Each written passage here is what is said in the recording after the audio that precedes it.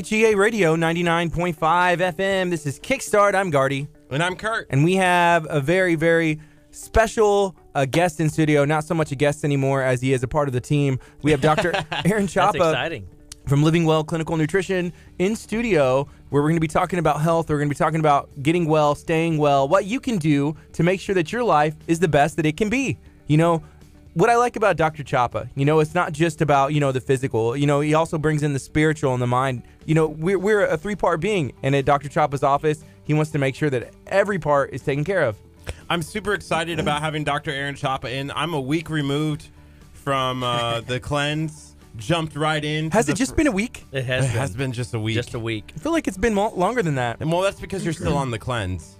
Well, I mean, I don't know if that would like in Dr. Chapa's terms, he's probably like, Artie's went off the deep end. But for me, like, I haven't gone back to eating, dairy. I haven't necessarily eaten like wheat or grain or soy. I'm eating meat and vegetables, and that's pretty much it. I went right into the fried Twinkies day one. I know. Yes, it was so good. Fried Twinkies? It was awesome. I had only one. Where did you even get a fried Twinkie? Burger Nation. So he was telling me that. He was like, well, I only ate one. I was like, you only ate one? What do you mean you only ate one fried Twinkie? He's like, well, it came with two. And I He's only like, ate the one. He was showing that willpower. And again, that's something. That's a part of the game. Maybe he gained that from the detox. Right. Like, I'll only eat one fried Twinkie and I'll give the other one away, even if I'm crying and it's like crumbling in my hand as I hand it to somebody. You peel it from my cold, dead hands, yeah. He'll peel it from your cold dead hand. He's going to make darn sure he gets get him one.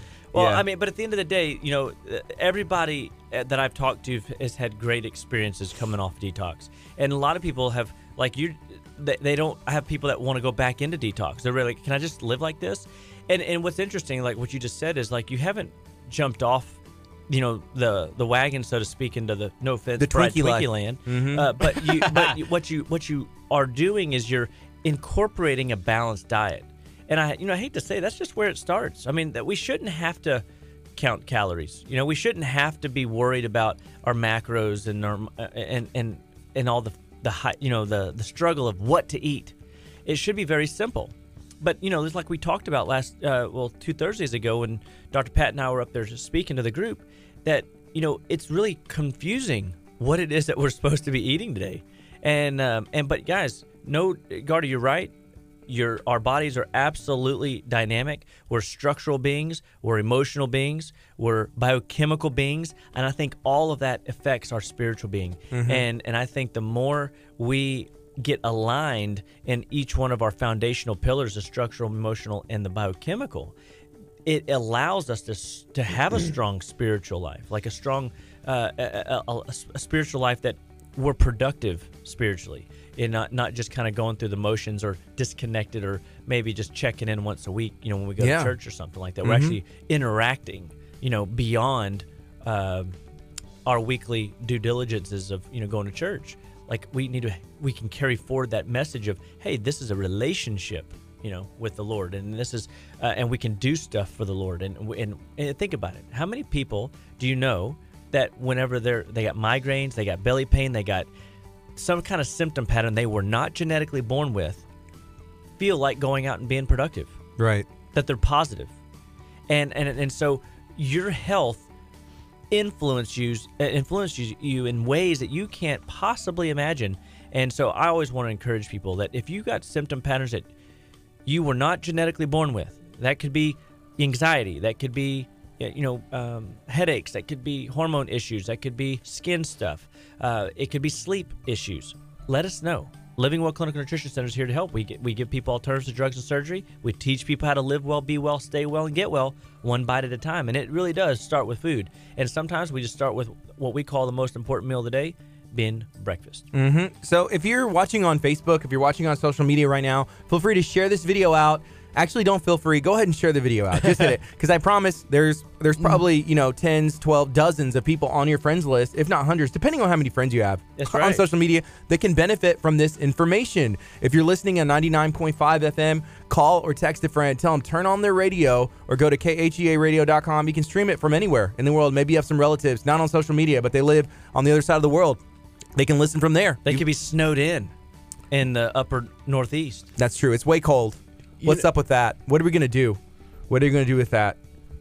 For me, it's a really exciting about what's taking place today, I want to have a couple of health questions. Okay. You know, for me, the biggest one that I have is we went off this detox, Gardy and I, a week ago, and I jumped right back into the deep end. I went into dairy. I went into wheat, and for the longest time we said, Curt, for Sugar. Yeah. Right? It's like, oh, you had a food allergy. You have a food allergy. Well, after the cleanse and jumping back in, I still have not had allergies still. So I don't know what the difference was between what I was doing before the cleanse and after the cleanse, but something broke free where now I don't have those allergies anymore.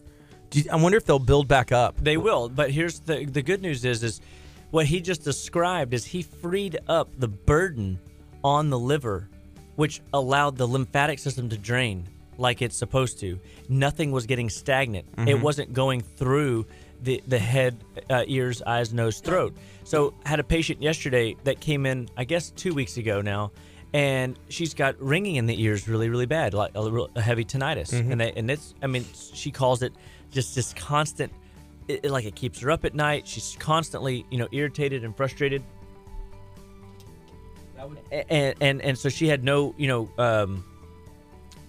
and she had no, solutions on trying to figure out like how to fix this. And doctors were trying to put her on different medications for, different issues. And you know what it was?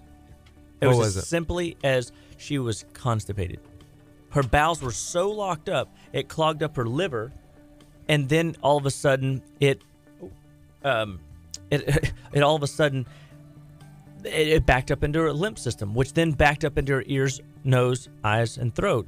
And in this case, it was giving her a symptom pattern of tinnitus. Wow. And so all I did was start doing some manual massage on her abdomen, and and even was manually massaging the liver, if you will, wringing it out a little bit.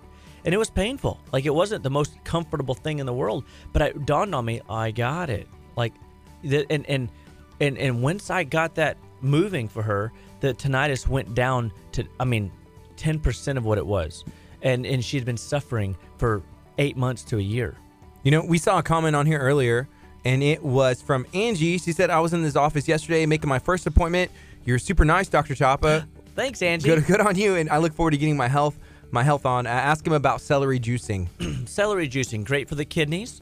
But, and remember, it's more than just one food.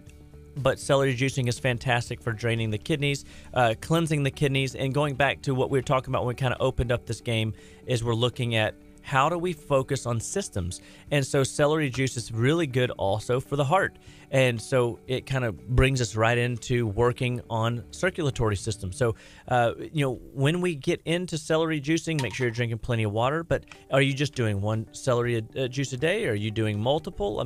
There's a lot of conversation to be had around there, but I think that there's value.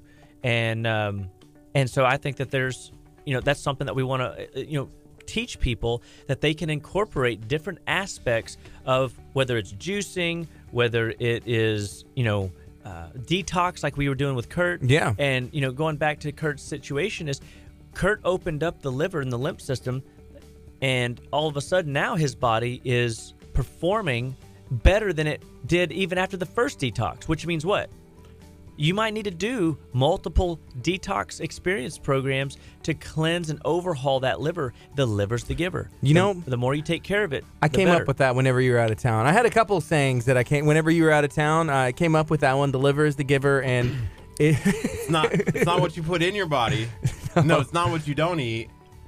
What? No, Curt, come on, Curt. Come on, I was hoping what you eat is important. It. What you eat is important, but what you don't eat is more important. Trademark, Gardy. By the way, yeah, we trademarked it. Every time you say it, now you get we get a royalty. KHEA Radio gets some money from that. I think that could. I like it. Trademarked. It's fantastic. Yeah. I'm glad it's your saying because apparently I can't do it. No. Still. Well, see, Gardy got it though. He's got this figured out. So this is the game. I'm trying. It's a journey. This whole week that you have been gone, Dr. Chapa, Gardy has been chopatized. Chopatized. He tell me, what around, does that mean? He goes, Curt, you eat that cheeseburger, it's not going to do well for you, right? Like, just constantly, you shouldn't do a fried Twinkie. It's like that little angel on your shoulder. You probably should eat the fried Twinkie. And he's says, like, get up. You can do it, Curt. For Don't him- eat the Twinkie. He was trying to hide that fried Twinkie from me, and like I don't care. Like it's I his own did. body. Wait, he goes, why do you smell like fried Twinkie? I'm like, how did you know I had one? He goes, Curt, I know. I just know. Like walking the restaurant, I was like, if you're happy with the boudin body, if you're happy with looking like a young Don Trump, then that's fine. Or if you're not, then you got to make the change. If you're sick of the allergies, if you're sick of not feeling well, and you want to, get married and make 2019 the year of Curt. You see this? See, this is when leadership baton has been passed off. When you've got a voice in the wind supporting your mission to get Here's Curt. the biggest thing. I don't think a young Donald Trump was pulling off a jean jacket like I am. No, he's pulling off a suit. Yeah, I think he came out wearing a suit. Yeah. Right? So you know what, young Donald Trump, I got you. Got you beat. Well, we got Dr. Aaron Chapa in studio. We're having some fun. Some of us more than others. But if you have any questions... But we always have fun at Curt's expense. Well, I think Curt has fun at his own expense, too. Dang. Somebody said that yesterday. Or no, it was on Sunday, on Super Bowl Sunday. They said, by the way, you know who Curt is, right? And I was like, what?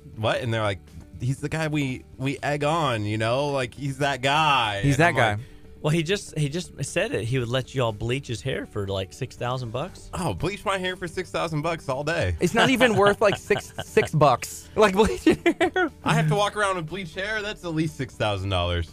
You're ridiculous.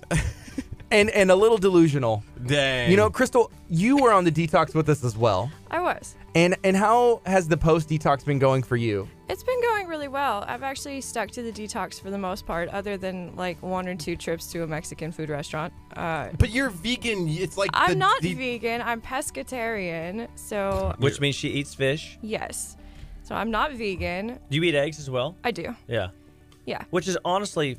It's still the diet. Like, it's still the detox. I think that is absolutely amazing. I mean, that's what I couldn't ask her to be on a better diet. Meat, fish, eggs, and veggies. I've had, so the last week of the detox up until now, I've had 3 dozen eggs, maybe by myself.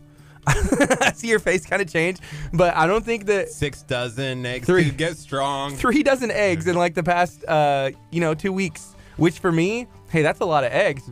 But I'm going to start calling you Gaston. Don't call me Gaston. I eat 12 dozen eggs or whatever. I'd rather be the Beast. We both just attempted this song, and I think we both messed that up. You know what? If I was Gaston, who's Gaston's like little helper guy? LeFou? Yeah, Curt. That would 100% make you LeFou. Yeah, you were totally LeFou. You don't want to be LeFou. You don't. Wait, isn't LeFou the? He's like, hey Gaston, what are you doing? Come on. Dude, that's a great impersonation. I got a good Curt too, but I'll save that one for a later time. I'm just saying. I mean, that's pretty legit. Can you do that again? I can't. I'll save that one. Can you do it again and like make it like Twinkie, no, specific for Curt? No, make it health related. I want to try to see if I can model that.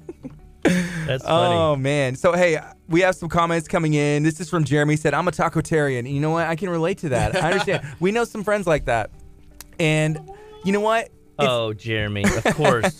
Yeah, I don't know if y'all know Jeremy or not, but we all have to forgive Jeremy. What did he do? My taco-atarian. Oh. Yeah. Is he a member of Talk of Taco? Jeremy, are you a member of KHEA Radio's Talk of Taco group? You need to be a member.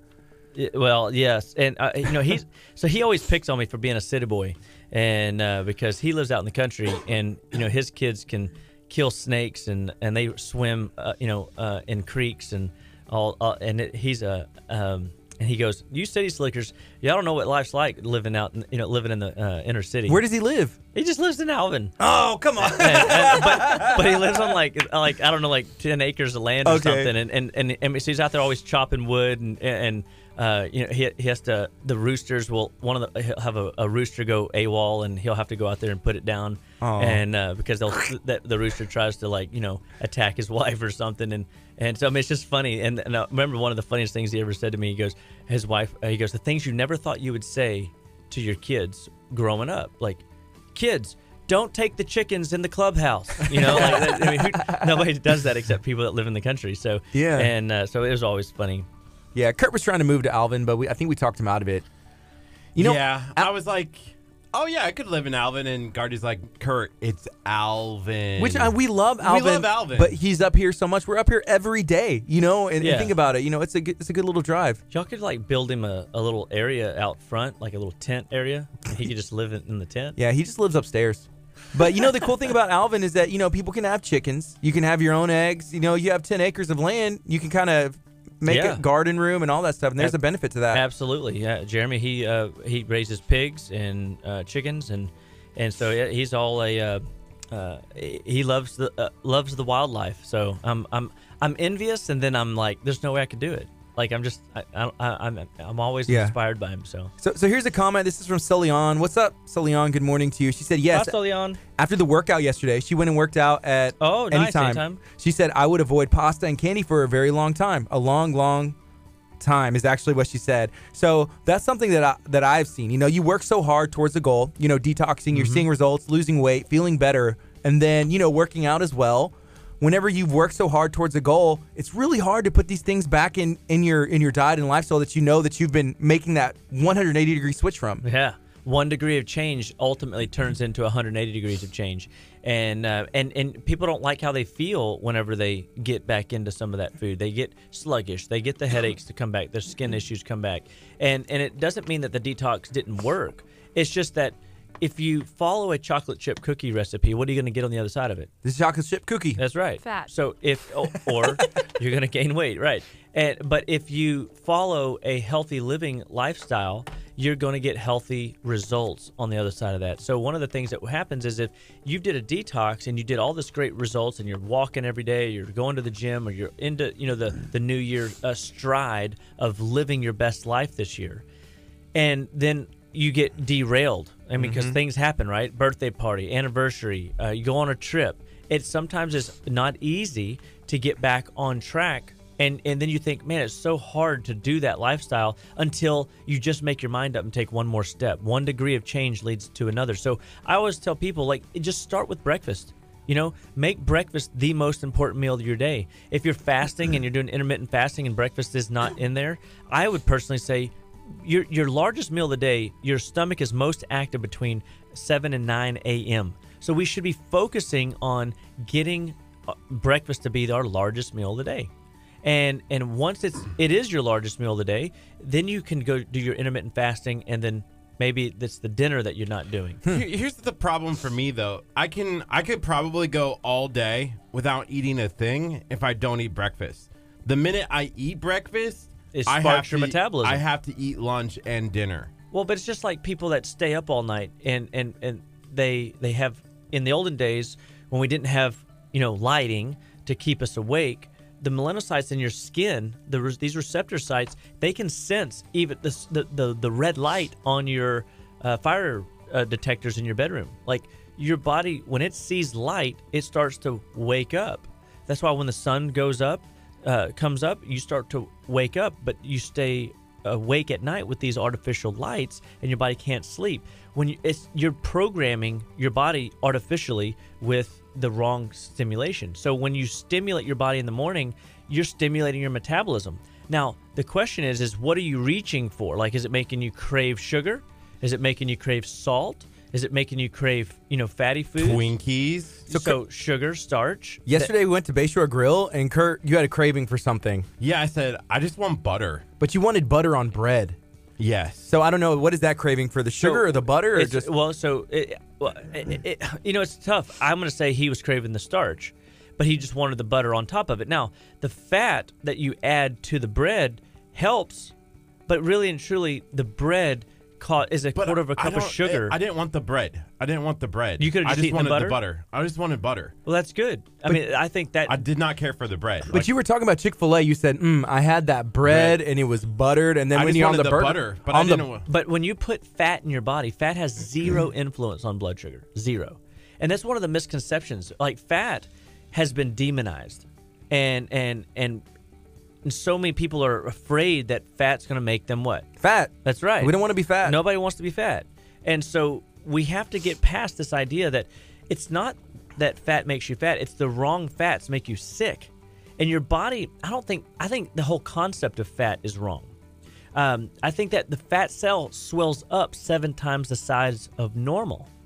And when it swells up 7 times the size of normal, what winds up happening is that's your body's clue that it's storing toxin that it can't use. But fat had no bearing on that. Now, if all you're doing is sitting around doing nothing, eating, different layers of fat, your brain is 80% fat. Your brain's going to run really efficient. Your blood sugar is going to be extremely stable. You won't crave anything. So your blood sugar might have been dipping, and you might have been reaching for a stable log on the fire through the butter. And that might have been great. Now, whenever I tell kids and stuff, I'd rather the kid eat a little of the icing off the cake than the actual cake. Because those monosaccharides, that single isolated sugar, even though it's quote unquote, even though it's bad for you, you're going to eat it.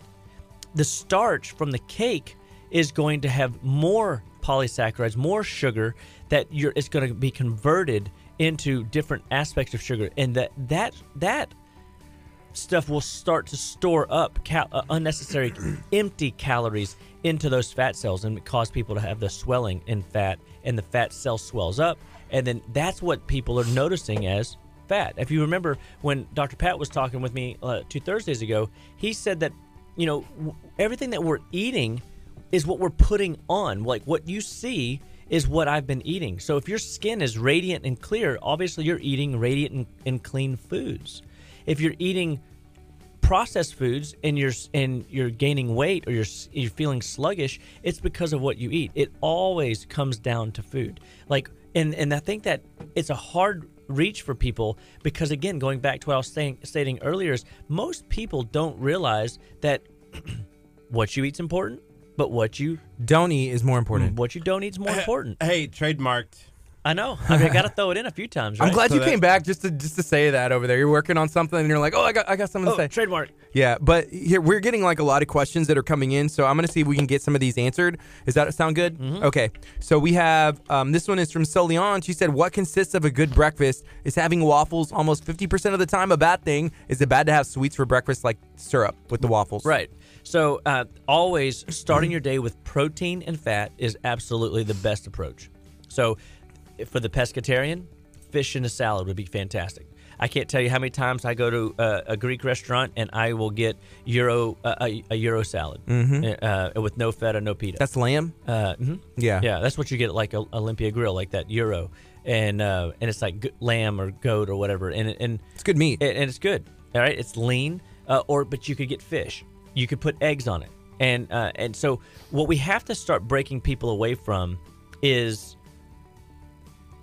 eating syrup for breakfast, eating starches for breakfast, donuts for breakfast, pastries, butter bread. Don't say kolaches. Kolaches. Oh, dang it! Yeah. You threw me a fastball. Brenzas. So you want to start your day with protein and fat, and that will set the metabolic flame going forward in your day to be so much more stable. So someone, from the office that I see Living Well Clinical Nutrition said eggs and bacon is the best breakfast. So that would be the protein. Then that's the protein and fat. Protein and fat. Yeah, so that's a fantastic breakfast. And if it's just eggs, great.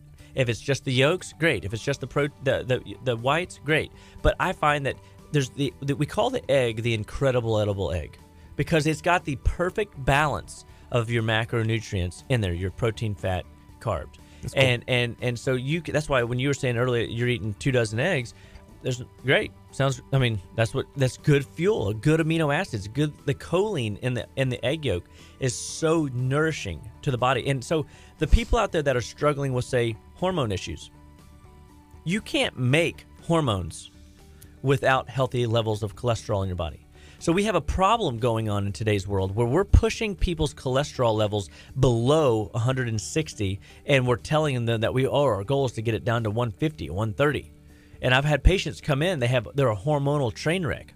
They got hot flashes, they got night sweats, they got mood swings, they're irritable, cranky, frustrated, depressed. No, why are you looking at me? Kurt. I feel like he's reading the description of you. So and what happens is that we go and run a blood test and we see that their cholesterol is in the tank. Well, you cannot make healthy hormones without healthy cholesterol. And so and then your body manufactures 80% of its own cholesterol. So the dietary cholesterol that you're worried about from eggs has zero impact. I mean, less than right around 15-20% impact possibly of your overall cholesterol burden. And so if your cholesterol is up, you have to ask different questions. It's not what have I been eating? It's why is my body allowing cholesterol levels to be high? And are they in a ratio that's, in effect, unhealthy for me? Right. And so, again, eggs are healthy. They are not the devil. Now, you do want to eat, if you can get local, chicken eggs that you can get from a farm in the area, Jeremy, you let me know. And then that would be absolutely the best, right? Farm-raised eggs are the best. But getting organic, brown, cage-free hens is always going to be your next best. Organic, hormone-free, free range. Make sure that they're not stored up in a chicken coop and they just open up the light, once a day and call that, getting exposure to the fresh air. Think about it. If the bird is stressed, what kind of chicken eggs are they going to lay? Stressed eggs. And it's not going to be as healthy. And I know that sounds, well, I guess that can make sense. I mean, it's just like us as humans. Like, we're a product of our environment. We put good, fresh food into our body. We're going to feel energized. So you're saying, first of all, the more that they're out and about in nature, the more that they're going to have better eggs. Yeah. Right? So in the olden days, beef would be farm raised. And it would literally eat omega-3s out of the ground, omega-3 fats. And those are healthy fats that are great for inflammation reduction, heart function, all neurological proliferation or development. And now we feed cows, for example, grain. And when we feed the cows the grain, what winds up happening is we're feeding them a load of omega-6s. And these omega-6 fatty acids create an imbalance, a massive shift in the way our bodies perform. So we've got to get back to chickens that are pecking the ground, looking for worms, and doing what they do, pecking. And cows that are raised on grass, that are, taken care of, and we're maximizing these type of, farm practices. Cool. So anyway, go ahead. Right now it's 9:04. This is KHEA Radio, 99.5 FM. You can stream us at KHEAradio.com. Share this video out. Susan, yes, I need eggs. I've eaten 3 dozen in the past 2 weeks. I ate. She brought some eggs. So she lives in Santa Fe. She's a retired teacher. Cookies with the cause. She uses her eggs with the cookies, and she gives back to these nonprofits. But the answer is always yes, Susan. I've gone on an egg eating spree. Dr. Chop has inspired me, and they're delicious.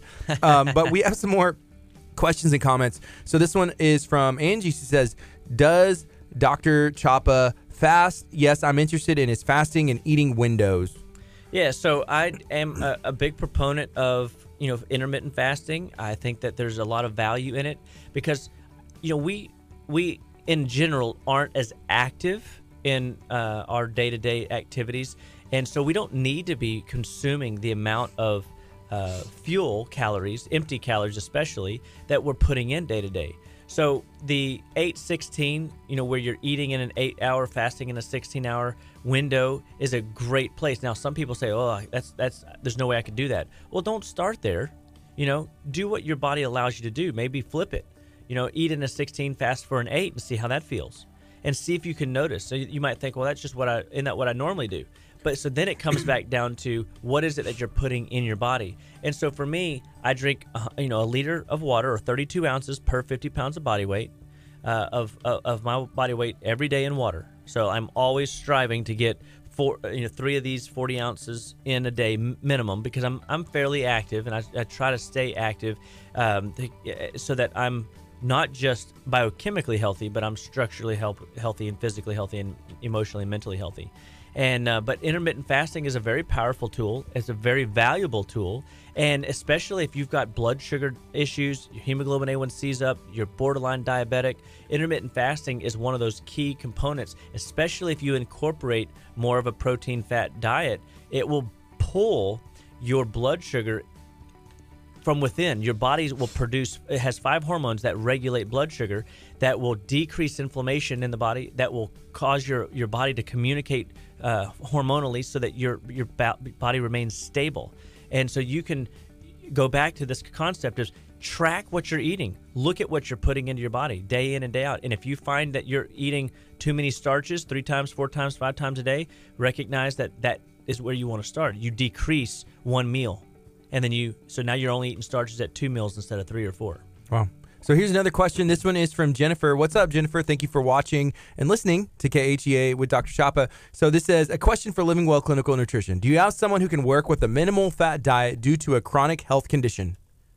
A minimal fat diet. So can we help people that need to be on a minimal fat diet? Absolutely. And I'm assuming that there might be a gallbladder issue. I'm assuming that there's going to be liver congestion in this case. And so we have products that we use in the office that will actually give your body the bile salts and the liver support that it needs, that you can break down the fats like you're supposed to. And so we have people that come in all the time that have fat malabsorption. They're not able to break down nutrients that they need to be getting that are key ingredients into their health. And so we just start with where you're at. So one of the things that we do at Living Well Clinical Nutrition Center, whether you're seeing myself, Jennifer Withy, Dr. Amber, we go through what's called a timeline history, and we want to learn and hear your story because you've got a story. You didn't just wake up today feeling what you're feeling. That question means that this lady's she knows what she's dealing with. So we have to hear the story and then find a good starting place for you and make sure that we get you off and running. And so, yes, we're not going to bring you in and put you on a 80%, fat diet whenever you have a history of fat malabsorption. We will find a gradient to build you into a care plan that works for you. And that is the difference between what we do at our office and a lot of clinics do is, we don't have a cookie cutter diet. We find, all right, these are your patterns. These are your, the way you do things day in and day out. Let's find a way to tweak this, tweak that. Because if I showed you my lifestyle, you might say there's no way I can do that. But just because this is what works for me. So I'm going to find something that helps you. And one of the things that I love about what I do is I've helped enough people get to Oz that I can come back and take people to Oz with me. I know how to get down that yellow brick road and avoid the monkeys and the lions and tigers and bears. Oh, my. Okay, here's another question. This was from Angie again, and this is something I've always wondered as well. She said, would you recommend doing the celery juice first thing in the AM, even if I'm fasting, or wait until my eating? You can use the celery juice because there's no fiber in it. It's as if you're drinking water, but you're still putting in you're getting the nutrients out of the celery that will push cardiovascular support. The water, it's almost like you're eating water, and you also are supporting your kidneys. So you're maximizing your fasting experience. Totally open to that. Good job. So you should do celery juice while fasting. Is that no? It's not. typical? You should. The question was is can I and would it mess up my fast? No, it would totally be fine because you're going to get so many benefits from cleansing of the kidneys and the cardiovascular regulation. What about other kind of juicing as well? Like if it was not just celery, but it was... Yeah, so at some level, I look at, for example, water fasting. The problem with water fasting is you have to disconnect from society because your blood sugar's low, you're cranky, and you're irritable, and you can't, your brain doesn't work well, your brain fog, because your blood sugar's low. People jump into these things, and I'm impressed when people can go 15, 21, 30 days on a water fast, but you could just juice and get the same effect. And we call it I call it an upside down colonic. I call it a juice feast the way I do it because I want to make sure that I'm putting in a maximum amount of good, healthy, liquid, fiber-free calories. See, that's where I've been confused by this, and I've done a little researching on fasting. Fasting is just water. It's not saying juice, right? That's fasting, right? Well, but technically, if you just fasted Twinkies away, since we've been kind of picking on Twinkies today, you're fasting. Fasting is just avoidance of, right? So then you clarify the question, are you researching how to do a water fast? Are you researching how to do a juice fast or juice feast is what I'd rather see people do? So fasting is just removing something from the body. Correct. You can make it mean something to you that it doesn't. If you just say I'm fasting, and to me, the definition is, hey, I'm not eating, but obviously you need water. But if you make it I'm doing a juice fast, a feast or whatever. Jesus fasted in the wilderness, did he not? That was the story. 40 days, 40 nights, no food. and that was his fast. So we have this idea, most people have this idea around fasting, is that's what fasting is only avoidance of foods. Well, what if you just fasted breakfast and lunch? Or just fasted drinking water? What would you drink? Well, I say, then what would you drink? Nothing. You're fasting no liquids. He's been drinking that root beer. So here's the thing, the deal. And so I don't know if this is anybody has an answer. I don't even have an answer, but I got it. Keep Jesus. Some people say, and because I was reading through, they said that to truly be miraculous, that maybe he didn't even have water when he was out there. Crystal, Because you can't live without water for 4 or 5 days. It's gonna be rough patch real quick, fast and hurry for you. So a true miracle, that would be like all inspiring. Like, oh, so he didn't just fast; he had fasted. made a miracle. So Crystal just finished her master's degree in theology at Duke University. So I feel like she is the best source of information. Go ahead, we're ready. I can't definitively tell you that Jesus had no water or if he did. So. Well, there you go. Yeah. So, but you're shaking your head at us like we did something weird. No, because you're pointing at me like I'm the ultimate authority on this, and I'm like, I studied theological, historical studies, not necessarily the Bible. So but going back to this concept of fasting is just removing stuff out of the body. So like when I went into my doctorate program, before I went into my doctorate program, I didn't know what I wanted to do with myself. Mm-hmm. And how many people can attest to that? I mean, people all around have always said, I just don't know what I want to do with my life. Well, I happened to be watching John KHEA on TV, and he was talking about fasting. Well, I didn't want to fast all day long. And so I talked to a couple, spiritual people that I thought knew some stuff about fasting, and they said, "Oh yeah, you could just fast breakfast. You can." And so I decided to fast breakfast and lunch, and I prayed and fasted during those times of separation from when I would be eating, and I would be leaning spiritually into guidance and wisdom on what to do with my life, because I felt like I was at a stage in my life where I need to kind of figure this out. Yeah. And so I used spirit. That was a spiritual fast for direction and guidance for my own personal, path. Did that fasting help you kind of come to the conclusion what you wanted to do? That's how it happened. Because you started fasting and be like, I like this. I'm learning more. And not only that, when I would be in prayer, I would hear like my sister-in-law. We were in Las Vegas for my 21st birthday, and she had a migraine that was so bad, like I couldn't even eat looking at her, because she just had this look in her eye of just like suffering. And I'm like, goodness. I'm like, I don't know anything. I mean, I'm not trained at this point at 21. I don't know.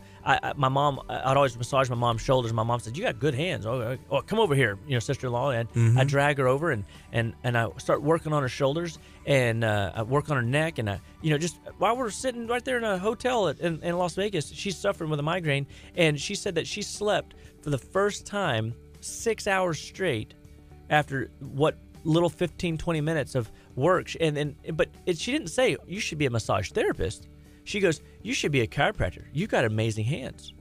Well, so now fast forward, I'm now like 22 and a half, and I'm doing this fasting thing, and I hear that whisper, you should be a chiropractor. Mm-hmm. And then I found that there was a chiropractic college like right up the street in my backyard practically, and I wouldn't have to move. I wouldn't have to pay room and board. And I'm like, okay, Lord, so I'm just going to walk this path. And I just started taking one step forward, and the door never closed. But I always had this prayer, Lord, if you change the direction of my life, change it and make it so smooth that I don't realize I changed. And so I always joke around. I went to school to become a chiropractor, and I came out a clinical nutritionist. I love physiology. I love the idea that what we put in our body matters, and what we don't put in our body matters more.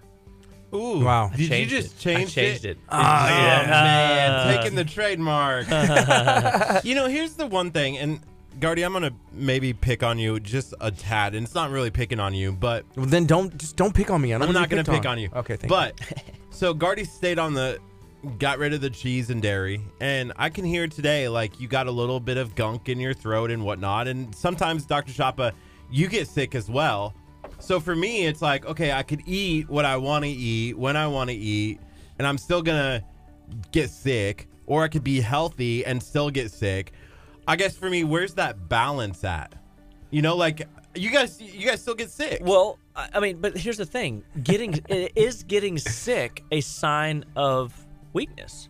Like some people come in and say, "Oh, I'm never sick. I never have problems." Well, I don't always assume that that's a good thing either. What if your immune system is so weak it can't even raise a white flag asking for help? Like, what if you're so weak, immunologically speaking, that you can't even generate a fever? Well, that's bad. Because now you can't raise that body temperature to go after the infection. Like when your body temperature is between 101 and 103, your immune system is running up to 65 times the speed it normally operates in order to attack and go aggressively fight off an infection. So what's happening if you're never sick? And then we put you into a detox. And this has happened 4 times yesterday. This came in to the office. They're still in their back end of their detox. They get a urinary tract infection. How does that happen? Well, the body's driving toxins and sediment out of the tissue. And so do they really have a true blue urinary tract infection because they went out and, had too much sugar? No, their body is detoxing, and that sediment got stuck in some of those little physiological processes in the kidneys or the bladder, and we had to flush the kidneys. We had to flush the bladder in order to create movement. So getting sick isn't a sign of weakness. Not getting sick isn't a sign of wellness. I think that, do I get sick? Yeah, I get sick, but it's hours, 3 hours, 4 hours. I have tools.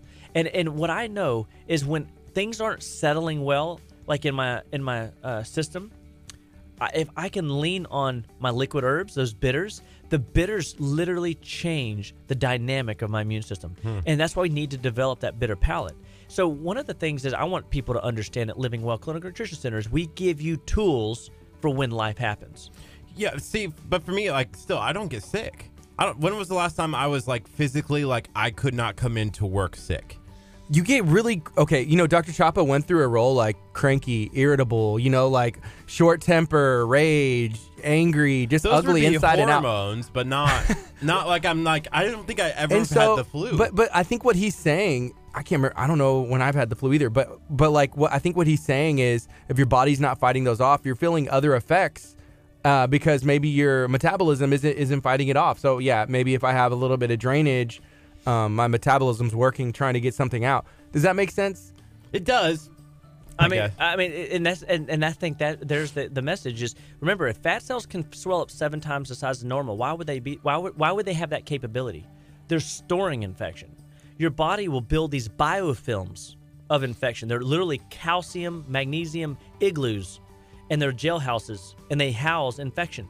And these infectious processes are, the body says, I don't know what to do with that right now, so I'm going to lock it away. But now, think of the security your body's got to generate, the resources it takes. So now you have what we call immunological burdens. So your barrier to healing, maybe you had allergies. That's your sign and symptom that something's going on in your body. Hey, for those swollen up fat cells, is it harder to lose those? No, because you could do a detox and your body will open those fat cells out and start pushing them on out. And I got a guy right now. He's he did 25 days on the detox, lost 23 pounds. Amazing.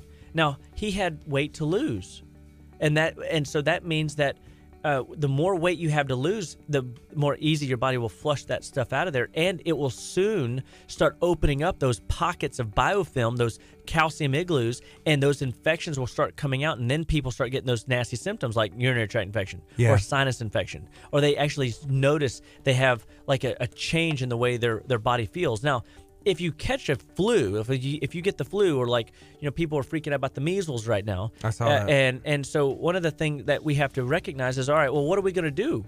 Do we what is the body going to do? Do you really have any control? And the answer is I want your body to be so adept and so strong and so vibrant that whenever you get exposed to the measles, or you get exposed to a virus or a flu, any type of flu, that your body gets it, downloads it, processes it, and rolls on through it. That's a healthy immune system. Now, so what if you're down for 2 or 3 days? It's not the end of the world, but we have tools that can help you get through those. I use this stuff in my office called Imuplex or Viracid or VIVI. They're all Virox, type, support that will go after viral type infections in the body, but it's not like a treatment for a virus. It's a upregulation of the immune system that can. So I'm supporting the body because the body knows how to deal with that. Mm-hmm. We as man try to manipulate the hormones from the outside. Very challenging. We as man try to manipulate the bugs and blow them up with antibiotics from the inside. It doesn't work well, and we have like a very limited space in which we can get that kind of stuff done. If we give the body the tools to create adaptation, it will clear out all that old infection on its own in time. So I have a question, and you mentioned a gentleman that lost 25 pounds, or is it 21? 23 pounds in 25 days. Okay, 23 pounds in that many days, on the detox. Change everything about your lifestyle, the way you eat, what you put in your body, supplements, everything, right? It's a huge change. So that kind of weight loss is possible.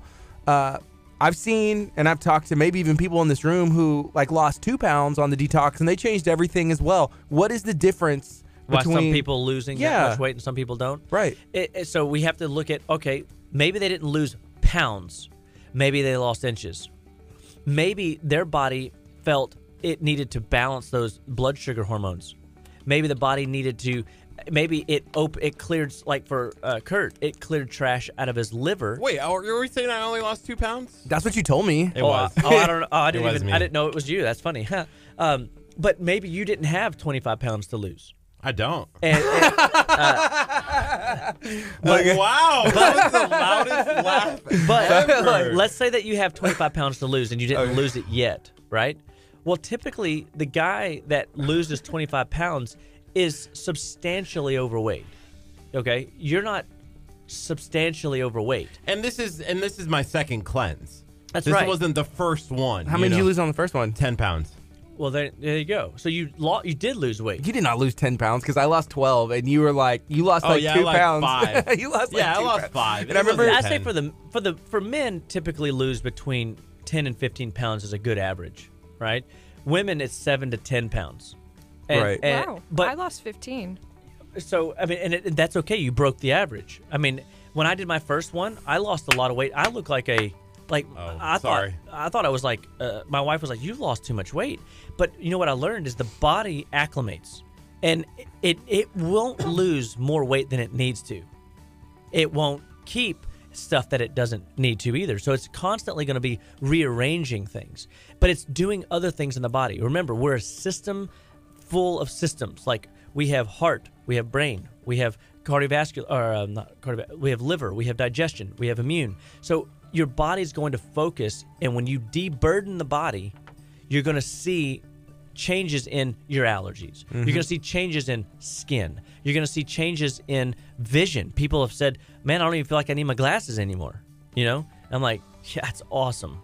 People feel they have more endurance. They feel like their sleep improved. So your body's doing the work. We're not forcing your body to go after a particular area, except when we kind of target areas like this Heart Month. We're doing things around cardiovascular cleansing. How do you do that? Hawthorn, great herb for heating up the body, metabolically boosting the system, and melting away potential plaques that build up in the tissues. Chase tree, not chase tree, but horse chestnut, great for cleansing the veins in the body. So if you got varicose veins, well, that's a sign of inflammation in your cardiovascular system. You can fix that. Gardy does. Does he now? Your mic's off. I shut it off a little while ago. Because he knew you were going to say something you shouldn't. Yeah. So right now it's 9:26. We're talking to Dr. Aaron Chapa from Living Well Clinical Nutrition Center located in Leak City, Texas. Dr. Chapa's with us every Tuesday, 8:30 to 9:30, talking about getting well, staying well, and everything that you need to do to live a healthy lifestyle. Here's a great one on keto. Chapa, what do you think about your thoughts on keto? Thanks, Scott, for asking. I hope you're still out there. And yeah, man, I'm all for keto. But let me just throw out my keto caveat. So when I went to the KetoCon and I sat 36 hours in the keto world watching all these professionals and non-professionals and people that just had good stories share their story, what I observed is that there was 2 camps. There's one camp that is absolutely the keto dairy people, and then there's one camp that's the keto non-dairy people. Mm-hmm. And guess who had the better results? The keto non-dairy people. Mm-hmm. Why is that? Because of the inflammation that dairy gives to the body. We're not supposed to be consuming pasteurized, homogenized, hormone, infested, antibiotic-treated cow milk. Is it the amount of cheese, or is it just like cheese in general? Like it's cheese in general, because remember, when you look at milk and cheese, for every gallon of milk, it takes 10 gallons of milk to make a pound of cheese. So it's the FDA allows 750 million pus cells, and that's infection. So pus cell equates to infection. They allow 750 million infectious cells to be present and legally sold in your gallon of milk.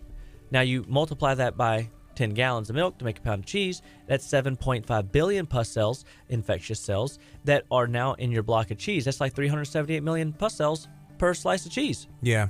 I mean, so it's not that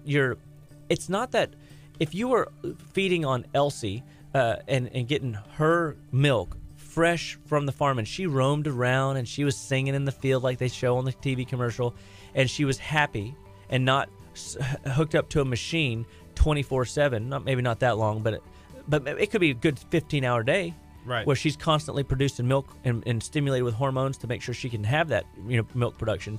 And then we have to treat that milk with heat treatments or pasteurization or homogenation or antibiotics. That we're not consuming the same milk that would have been designed. Now, the other issue there is the milk is designed for a 500-pound beast or a 1,000-pound cow, however much a cow weighs, and so we shouldn't be really leaning on a milk supply, a calorie load that's designed to grow a massive creature. Yeah. Because what's the average American supposed to weigh?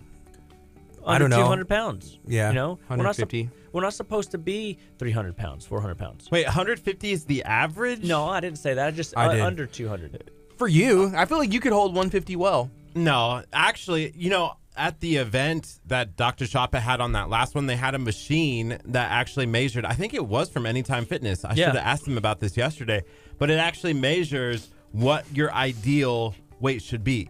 And it was 165, like 164.2 or something like that. And so what do you weigh right now? I weigh like 200 pounds, roughly around 200. And you're thinking, my gosh, how could I ever lose that much weight? Right? But to Gardy's point, you'd be surprised. You'd probably hold it really well. That means that you're carrying excess stuff, baggage, that you don't need to be carrying around. So if there is a way that we can enhance physiologic production in the body where you get a stronger metabolic boost every day, and you get rid of the stuff that you've been putting in, if you're not 18, you can't eat 22 pieces of pizza, And every 10 years, life changes. I'm 30 and I can eat 22 pieces of pizza. Yeah, but you've had a history of symptoms that you weren't genetically born with. Like 40 extra pounds. You weren't born with those. Thanks, right. Gardy. If anything, I love that Gardy just says it how it is. See, I try to be politically correct over on my side. He goes, Curt, you're fat. You're not fat. You're I didn't overweight. say that. Oh, you said it before. When? No, you haven't. You're the the spitting image of health and what everyone strives to be. What am I talking about? Thank you. But going back to what if you could get rid of what your body doesn't need? How much more metabolically abundant would you be? How much more mentally clear would you be? What else could you get done? What else could you get done? Books could you write, or productions could you produce? Books could I write? You could share your experience with everybody else. This is how I did it. There's a lot that you can do. And so I would say on the keto conversation is I think it's all diets that I reach for, Whole30, Paleo, keto, or just a stair-step diet, right. A pescatarian diet. Presbyterian? No, not Presbyterian, pescatarian, fish diet. What I lean towards most is decreasing unnecessary caloric load from bread, rice, cereal, pasta, potatoes, corn, tortillas, chips. And the reason, when we start reducing those out of our system, our body doesn't get those empty calories from empty sources. Grains are designed for times of famine. And when you don't have that 18-year-old metabolism, and you're not as active as 18-year-olds. I mean, I went for a walk yesterday morning with my dog, and there's cross-country runners running. And I'm thinking, I'm not doing that. You know what I mean? I'm not that active. So they can eat things that I might not be able to indulge in, one, because I'm not 18. So every 10 years, life changes. So let's make and appreciate that our body shifts metabolically every 10 years. And what that creates for you is a new game to play. And your hormones change every 10 years. I've had patients where their body really leaned into nutrition for for a season of time we worked together, and then we switched over to herbs, and the herbs made more of a dent and impact in their quality of life. And so like what I try to do is go back to what you put in your body is important, but what you don't put is more important. And that whole concept is why keto works, or why a lot of like these diets that people do jump on, they work for a time, is because what you put in there that was inflaming you was causing you to gain weight or have symptom patterns, making you feel sluggish, mental clarity issues, making you have some kind of symptom you weren't genetically born with. And then you take all that stuff, processed food out, that bad fat out, all of a sudden now your body starts to function like it's supposed to. And I say bad fat, I'm talking like canola oil, peanut oil, coconut, cottonseed oil, partially hydrogenated oil. The rancid oils. We don't want those in our diet. The coolest part that I remember from the conversations that we had at the Butler's Courtyard was about cotton oil. Cotton oil? Yeah, they literally drain oil out of cotton and then we cook in it. Yeah. But they heat treat it. They also process it to a point where it's not a good source of oil that your body can use. So therefore, it stresses out your liver. It can actually get stored in your liver for up to 6 months. So is it like if we went out and ate cotton? Sure, I guess. But think about how weird that is. Right? It's weird. Yeah, but when you look at like coconut oil is a saturated fat, and supposedly saturated fats are what causes heart disease, which is not true. And but what we know is that, look how hard it is to get into coconuts. So I think sometimes nature shows us what we should be eating a lot of and not a lot of, like peanuts or almonds or walnuts or pecans. Like the shell, the intensity to get into that shell is very difficult. It's amazing that a bird can break into that so well. You were talking about some of these, fad diets, or, people see results whenever they make this lifestyle switch. And with everything being processed, you go to the store, fast food and everything else, with everything being processed, and us eliminating or trying to eliminate dairy and grains and soy and all that stuff. Like, how realistic is that for somebody in 2019 and beyond? It's kind of difficult. What happens if you guys remember when Dr. Pat was talking about the cats, Pottinger's cats, and you go read. I had brought that book that night. It was so funny that he referenced it. But it takes 3 generations to brainwash an entire society. It takes 3 generations to denature a population, making them infertile, making them, we're more, show of hands, how many people remember people having infertility issues, 40 years ago, at the rate we have them compared today, statistically? How many people, how many cases of autism did we see 30, 40 years ago? And why all of a sudden we've seen it today? Because it takes 3 generations to destroy our gene code. Now, can we reverse it? Yeah, we can. But once you are already genetically weak, unfortunately, you can only enhance your gene code and express the healthy genes you have left, and the next generation will get access to those healthy expressive genes if they carry that baton forward.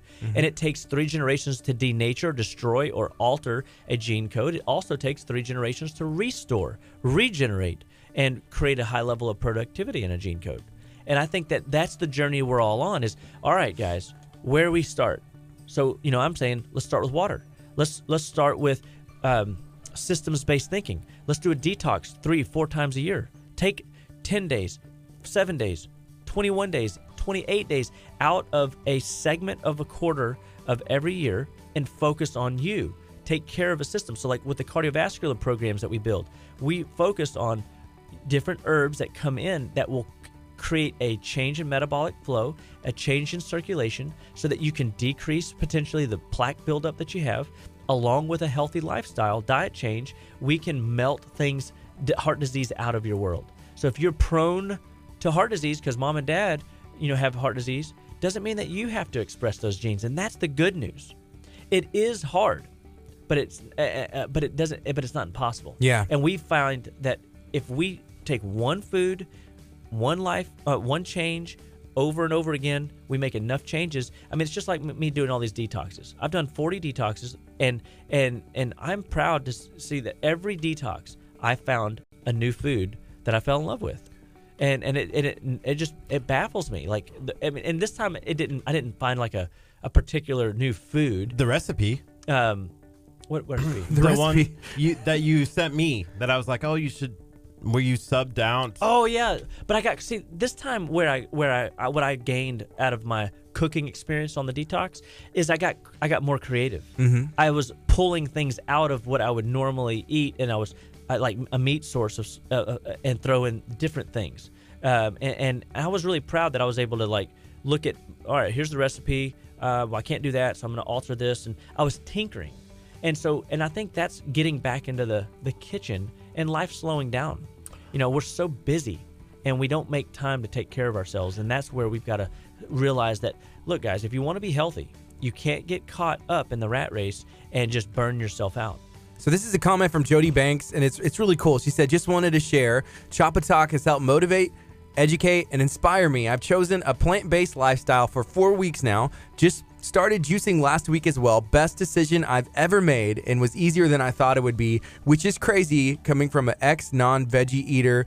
Happy to see where this takes me. I mean, how cool is that? That is absolutely awesome. I love it. I love that you just called my show Chapatalk. I think that is absolutely stylish.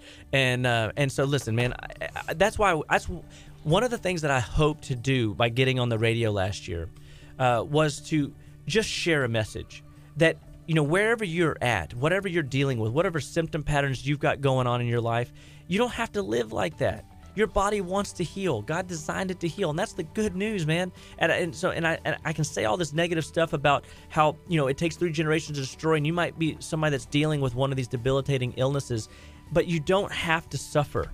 Like, and most people aren't in a place where their body won't respond to good food, thankfully, right? But it is a wake-up call, Jody. I mean, great work. And think now, the people that you're inspiring, watching you go through your journey, girl. That's cool. That's incredible. Yeah. So we got one more question, and then we're going to be sewing it up here in a bit. But this is one more question. So it says, what about pistachios? Are they good for you? Because you mentioned like almonds, some other nuts, peanuts. So pistachios, cashews, and peanuts are your most moldy nuts, which means they have the most negative effects on our body. So I love, if there's a nut that I absolutely love, it's a pistachio. But I can't eat a lot of them. And so you want to eat raw nuts. The fastest way to kill a monkey is to feed them roasted nuts. So we want to avoid, that's why the zoo says don't feed they're on a strict diet. Well, if we start feeding them our food, we're going to kill them. So that makes you wonder, why are we feeding ourselves that? Yeah. You know what I mean? And so but the zookeepers know that these domesticated animals aren't living off the land like they would normally be, and they are on a very strict diet, and they can't have altered food sources coming in. And so when we have roasted, we have moldy nuts like peanuts, genetically engineered nuts, peanuts, cashews, and pistachios, unfortunately, are in those categories. We avoid those mostly, and we lean towards almonds, walnuts, or pecans, and we lean towards the non-roasted. We don't want to roast them. We want to just eat them in their raw state. And man, if you got a good food processor or a really cool fancy blender, you can make use a good nut butter and be pretty happy with it, I think. I know Kurt was having some sun butter. I think that's what it's called, right? It's gross without sugar. I realized that's one thing. I loved it. I'm like, oh, this is delicious. And then I was at Kroger, and they apparently have a different brand than HEB. And I grabbed that brand. Not realizing. And no, the Kroger brand had no sugar. Oh. The HEB brand did. And I was like, this is gross without sugar. And here's the deal. At the end of the day, sugar destroys your health. I got a document in my office. You can email us and we can get it to you. info@justliveworld.com. Call us 281-554-8600. Guys, 146 ways that sugar can influence and destroy your health. everything from cardiovascular to hormonal to emotional, mental clarity to depression to, I mean, you name it, fatigue, chronic fatigue, sleep issues. Sugar is not your friend. And the amount of sugar, I mean, if you walk down the aisles, over 90% of the things that you pick up will have sugar in it. And so we've got to change our taste buds. And everybody's got a sweet palate. Everybody's got a salty palate. Everybody's got, a sour palate, but nobody's got the bitter palate. You had mentioned that. This detox is like breaking down those palates so you can reintroduce foods one at a time. And if you want to jump back in and do the fried Twinkies day one, that's one thing. But if you kind of like hold on to what you're doing and then introduce things slowly, you can build on that. But yeah, and there's no doubt. And I think that's where the game. So to answer the question, Curt, originally, like, it's all about balance. So like being healthy and still potentially getting sick. I mean, people say, Dr. Chapa, why do you want to live to be 125 fully functional in spirit, mind, and body? Well, because I want to maximize this vessel that God's given me. Mm-hmm. And so therefore, I got to take care of it in ways that I have to keep learning and striving to keep it running like it's supposed to, right? Yes. Okay. Well, but do you realize I could drive home and something catastrophic could happen, and today's my last day on the planet. And so they say, well, why didn't you should have gone out with a bang and had donuts and been in debt. And I'm like, oh yeah, I could have. But at the end of the day, that would be God's plan for my life if that happens, right? Like my plan is to live to be fully functional, spirit, mind, and body until I'm 125 years old. God's plan might be different. And nobody knows the number of days. What God actually gave me a message one night, and this was kind of really exciting for me, is it's not my job to enhance the years that you have on the earth. It's to enhance the quality of those years. That's good. And because He is the one that knows the number of days that we all have, the breaths that we have to take. But what and I said, okay, Lord, well, what do I get to do? I feel like you called me to this, so what is that? What do I get to do? He said, you get to enhance the vitality in the people. Ooh, I got me all excited. Hey, Dr. Chapa, that's awesome. Can you share before we end this segment today? Yeah.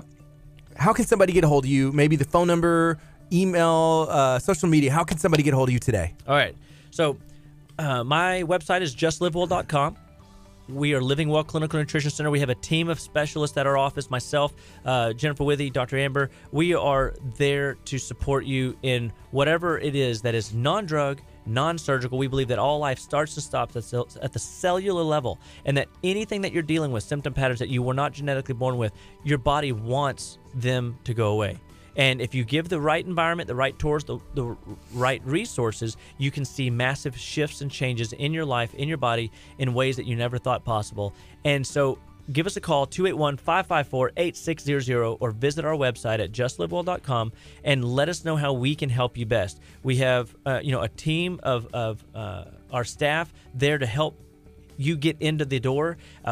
Schedules are tight, schedules are busy, but guys, we want to be a place, a beacon of light to all those that have been at my office before, that are there currently, that are coming here in the near future. And I just want to encourage everybody, no matter where you are on your health journey, just like Jody was saying, you can change. And I want to be an inspiration, a breath of fresh air. I want to bring you a strong, healthy message, a positive message that, no matter what you've got going on, as bad as it is, whether it's Lyme or some sort of chronic fatigue situation, some sort of sleep insomnia issue, depressed, whatever it is, all you got to do is take one step.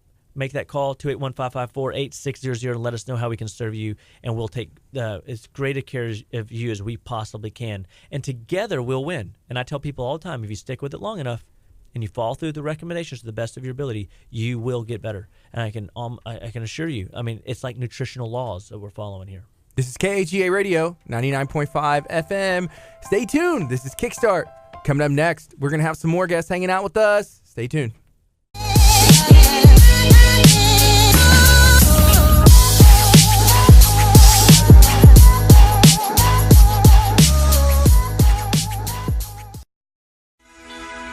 Living Well Clinical Nutrition Center is a facility that is dedicated to getting sick people well without the use of drugs and surgery. Every 10 pounds is a mile less your heart has to pump. We teach patients how to live better, be better, and stay better one bite at a time.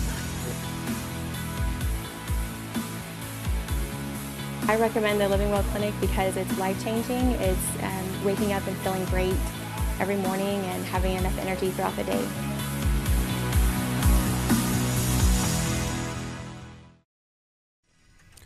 What's up, folks? We're back. That was a look at Dr. Chapa's office. If you've never been to Living Well Clinical Nutrition, feel free to go check them out.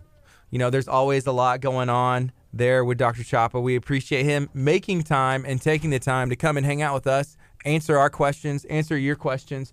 Again, Dr. Chapa joins us every Tuesday from 8:30 to about 9:30-ish. So Make it a part of your weekly routine if you feel like it. Again, feel free to share this video out. One of the biggest things that you can do, whether it's, I always say this. So, like, we have people that partner and sponsor with us in all kinds of different ways. But you can make a difference maybe in somebody that you care about's life if you just share this video, because they're going to go back and watch this and maybe hear something, or it's going to spark that interest. You know, shout out to Jody for sharing that part of her story.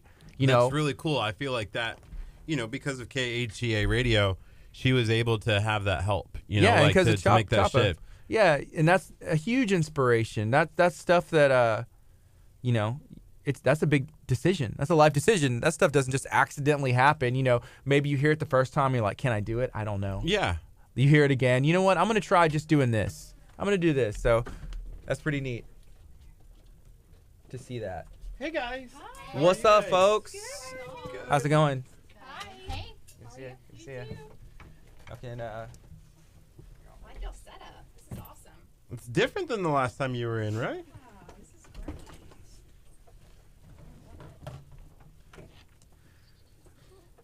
So we're doing something different today. We're having 3 different guests in. Wow. We're just making it crazy for us. Wow, that's great. You guys are busy. A little bit. Trying to stay busy. So let me turn y'all's mics on, and I'll listen to y'all's levels and see. So what's up? What have y'all been up to? Y'all been busy as well. We have been so busy. Yeah, really busy. We yesterday the press release went out for the walk, for the Autism Walk 5K and celebration. Mm-hmm. So we're busy promoting that and getting all the entertainment and the vendors set up for all of that. And that's really exciting. We love this time of year because it's something fun that we get to plan. We get the community involved. Mm-hmm. So that's really, really great. And then the families love it. They love that they have a place where they can go and be celebrated for the type of family that they have. So when is the walk? April 6th. And that's at Walter Hall Park in League City. Is that located at 807 South Highway 3 North, League City, Texas 77573, if I had to guess? You got it. Wow. Pretty good. I may have it right here in front of me. There's a graphic. So if you're watching on Facebook, you have all that information. Make sure that you mark your calendar. April 6th, 10 a.m. to 2 p.m.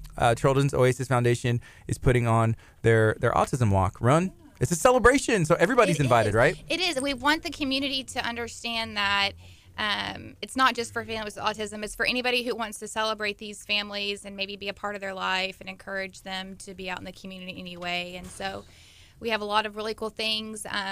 Actually, the little boy that's on the flyer, his name's Logan, and he's on the autism spectrum, and he's an awesome magician. So he can make things levitate. And what? Last year at the walk, he cut off my arm, and so he does really cool stuff. So it's just it grew back. It's so magical.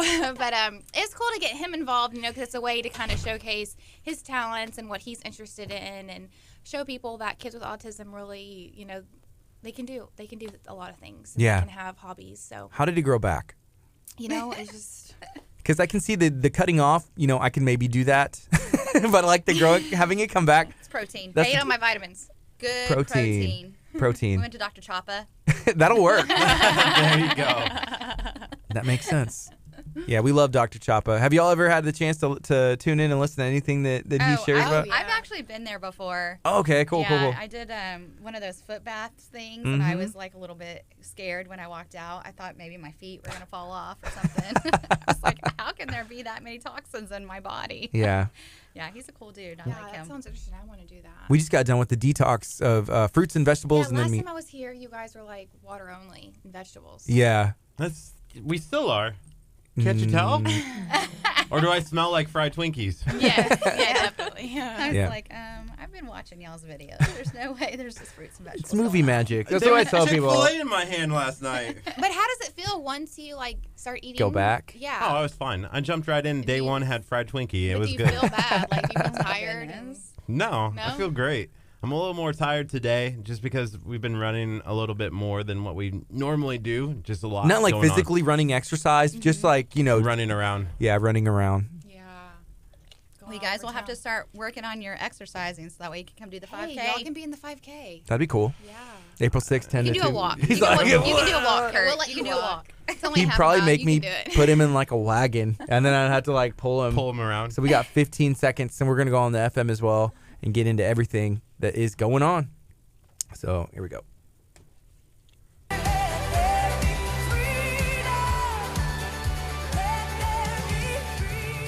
Good morning. You're listening to KHEA Radio 99.5 FM. This is Kickstart. I'm Gardy. And I'm Curt. It's 9:53 a.m. on a Tuesday morning. We had Dr. Aaron Chapa in studio, hanging out, talking about health, nutrition, getting in shape, staying in shape. What can you do to better utilize, the body that you've been given? So it was a lot of fun.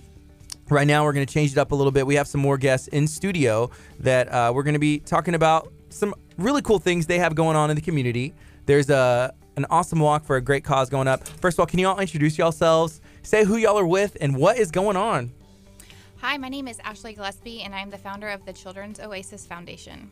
And I'm Cody Lucenti, and I'm the program director of Oasis Education Program. Cool. And I'm glad y'all are here. Y'all have been in studio before. And, Ashley came back and she left Cody to go stay and work at the school. Yes. Were you upset about that? Yeah, I was a little upset. I had to work that day. Yeah. Well, I'm glad y'all are both able to join us today. And I know that there's the walk coming up. Is this the third annual? It is. Can you share the name and maybe some information about that? Yeah, it's the third annual Autism Walk, Run, and Celebration, and we have it at Walter Hall Park in League City. It's an annual event. This is a huge fundraiser for us to be able to fund certain programs and ministries that we have going on within the organization. But it's also just a way to spread awareness for autism in the community and to celebrate the local families that are living with autism, to get the community to be aware that this is a place where these families can come and their kids can feel comfortable and they can be a part of the community anyway. Yeah. And y'all have some really cool programs going on at the school. I saw like the sensory room, the upgrades are coming. Can y'all share anything about that? Yeah, Cody, you want to talk about the sensory room? We just got a really nice grant, and then we also got some a very nice generous donation from you guys from Kurt's birthday. Yay. So we've been buying a bunch of things in there. We've got a really cool sensory tube going in. We bought some things for the kids to use inside the room. But we got some other lights and sensory tubes and other things that are coming in. They just haven't gotten here yet, so we're really excited about. We're kind of doing sneak peeks every so often on our Facebook about that, so that's really neat. That's cool. What's up with the grant? I think you mentioned a little bit. I'm not sure if it was on air or off air. What happened with the grant? So the grant, we got a grant from Save the Children, and they came in and they are going to completely renovate our gym that we have in the facility, which is really cool to be able to update it and add some cool things for our students to be able to utilize in the gym. And it also paid for a lot of curriculum, for a lot of teaching materials, things like that for the building. We're also it's also paying for us to get a brand new science lab. So we're going to be. Is this like $1 million grant? I'm just pricing stuff in my head. That's in our mind, it's $1 million. In our mind, it's $1 million. Might as well be. It covers a lot. No, that's amazing. They also are paying for us to get some additional training for our staff, so they're paying for that. And for the sensory room, and they gave us a ton of Lakeshore vouchers, which if you're a teacher, Lakeshore is the best place ever. Teacher supplies? Yes. But Lakeshore is like a lottery ticket, Is it? You get that voucher and you're like, woo, I won the lottery. Teacher supplies are the best. Yes. There's store on like 518 that when I was a teacher, I would go and just walk around and be like, ooh. Oh, yeah. And then I was like, how can I use this? Is it Taco Bell? Like the Taco Bell? I can see you doing that. But then I'm like, how can I use this in my classroom? And I'm like, yeah, that's the fun part. I love walking into Lakeshore because it smells like a collection of crayons and Play-Doh, and you're like, oh, it just smells like heaven in here. Yeah. Exactly. Okay, I feel bad admitting this, but when I was a kid, I used to I liked the way the Play-Doh tasted. I remember like being in preschool, and I was just like, man, this is really salty and good. Just, I didn't prefer any color. It all tastes the same. I don't recommend you trying it now. Dr. Chapa would not approve. Yeah, well, at Lakeshore, it's all edible, so it's good. I mean, you know what? It's even gluten-free. Give me a voucher. Just let me borrow it. Now we know what, but I think when you were trying it, it wasn't good for you. Maybe not. Now we know a lot. Yeah. Now it's like organic, vegan, edible Play-Doh. Yes. Exactly. In flavors. Okay, that's funny. So if somebody has never heard of the Children's Oasis education and the foundation, can you kind of share what y'all specialize in, and I guess why is that so important? Yeah, so what the Children's Oasis Foundation does is we provide community resources, education, and training to individuals that are on the autism spectrum and their family. So one thing that we love to do is just provide counseling and services for families who just get that diagnosis. And then we have our education program where we actually educate the students on specific language techniques and academics for them, and as they grow older, getting them involved in the community. And then one of our huge things we like to do is just spread autism awareness for the community that we live in now, so people to understand what exactly autism is and what it means to have the disability. Yeah. And, Cody, because you have a background in education, you worked in the public school industry for years, and why was that so important for you to make that switch? Because it doesn't seem like that was not necessarily an easy switch, or it wasn't just something he's like, I guess I'll try. That's a huge decision. Mm-hmm. Yeah. I mean, I've worked in special ed for a long time, and primarily I've worked with kids on the autism spectrum.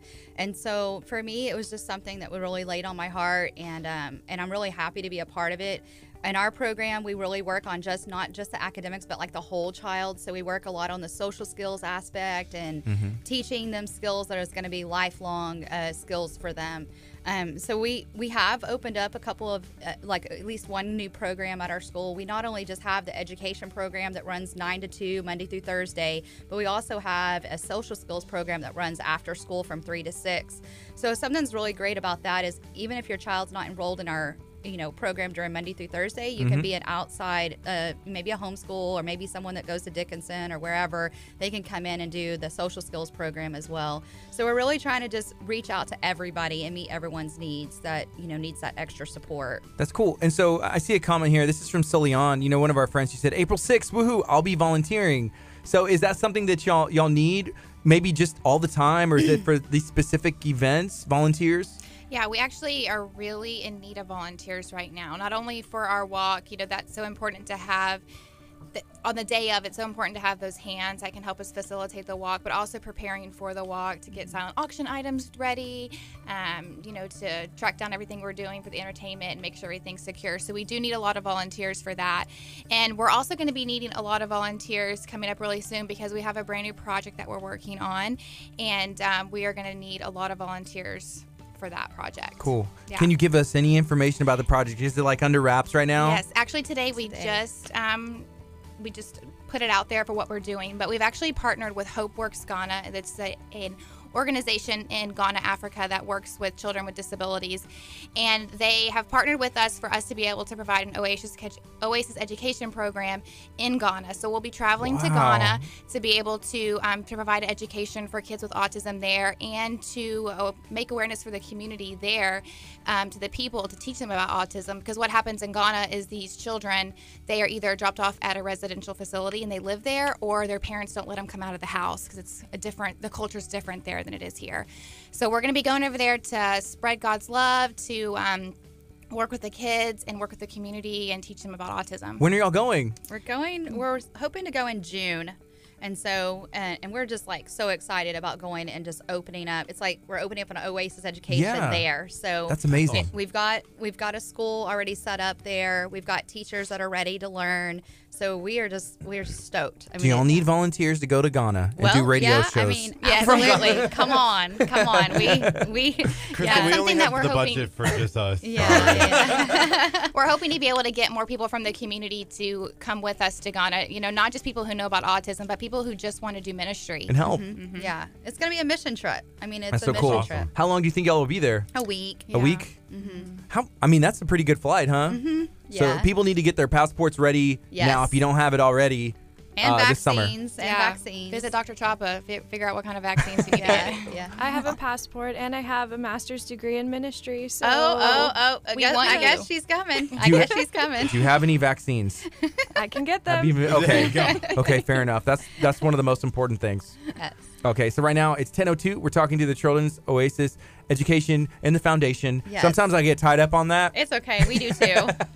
We have to decide which one we are at that moment. Yeah. So the school's been going good. I know there's the after school, and you had mentioned something about a summer program. What's up with the summer program? So we're going to be doing summer camps. We're still in the works of planning them out, but we're hoping to be able to do a science camp and a sports camp to be able to service kids who might be in public school or homeschooled, and they come in for the week and they learn about specific things that we're teaching them in the camp. And then we're also going to be working on a sibling camp. So this will be for siblings of children with autism to be able to come in to kind of fellowship with other siblings and be able to talk about that and create a little community of siblings. So we're excited.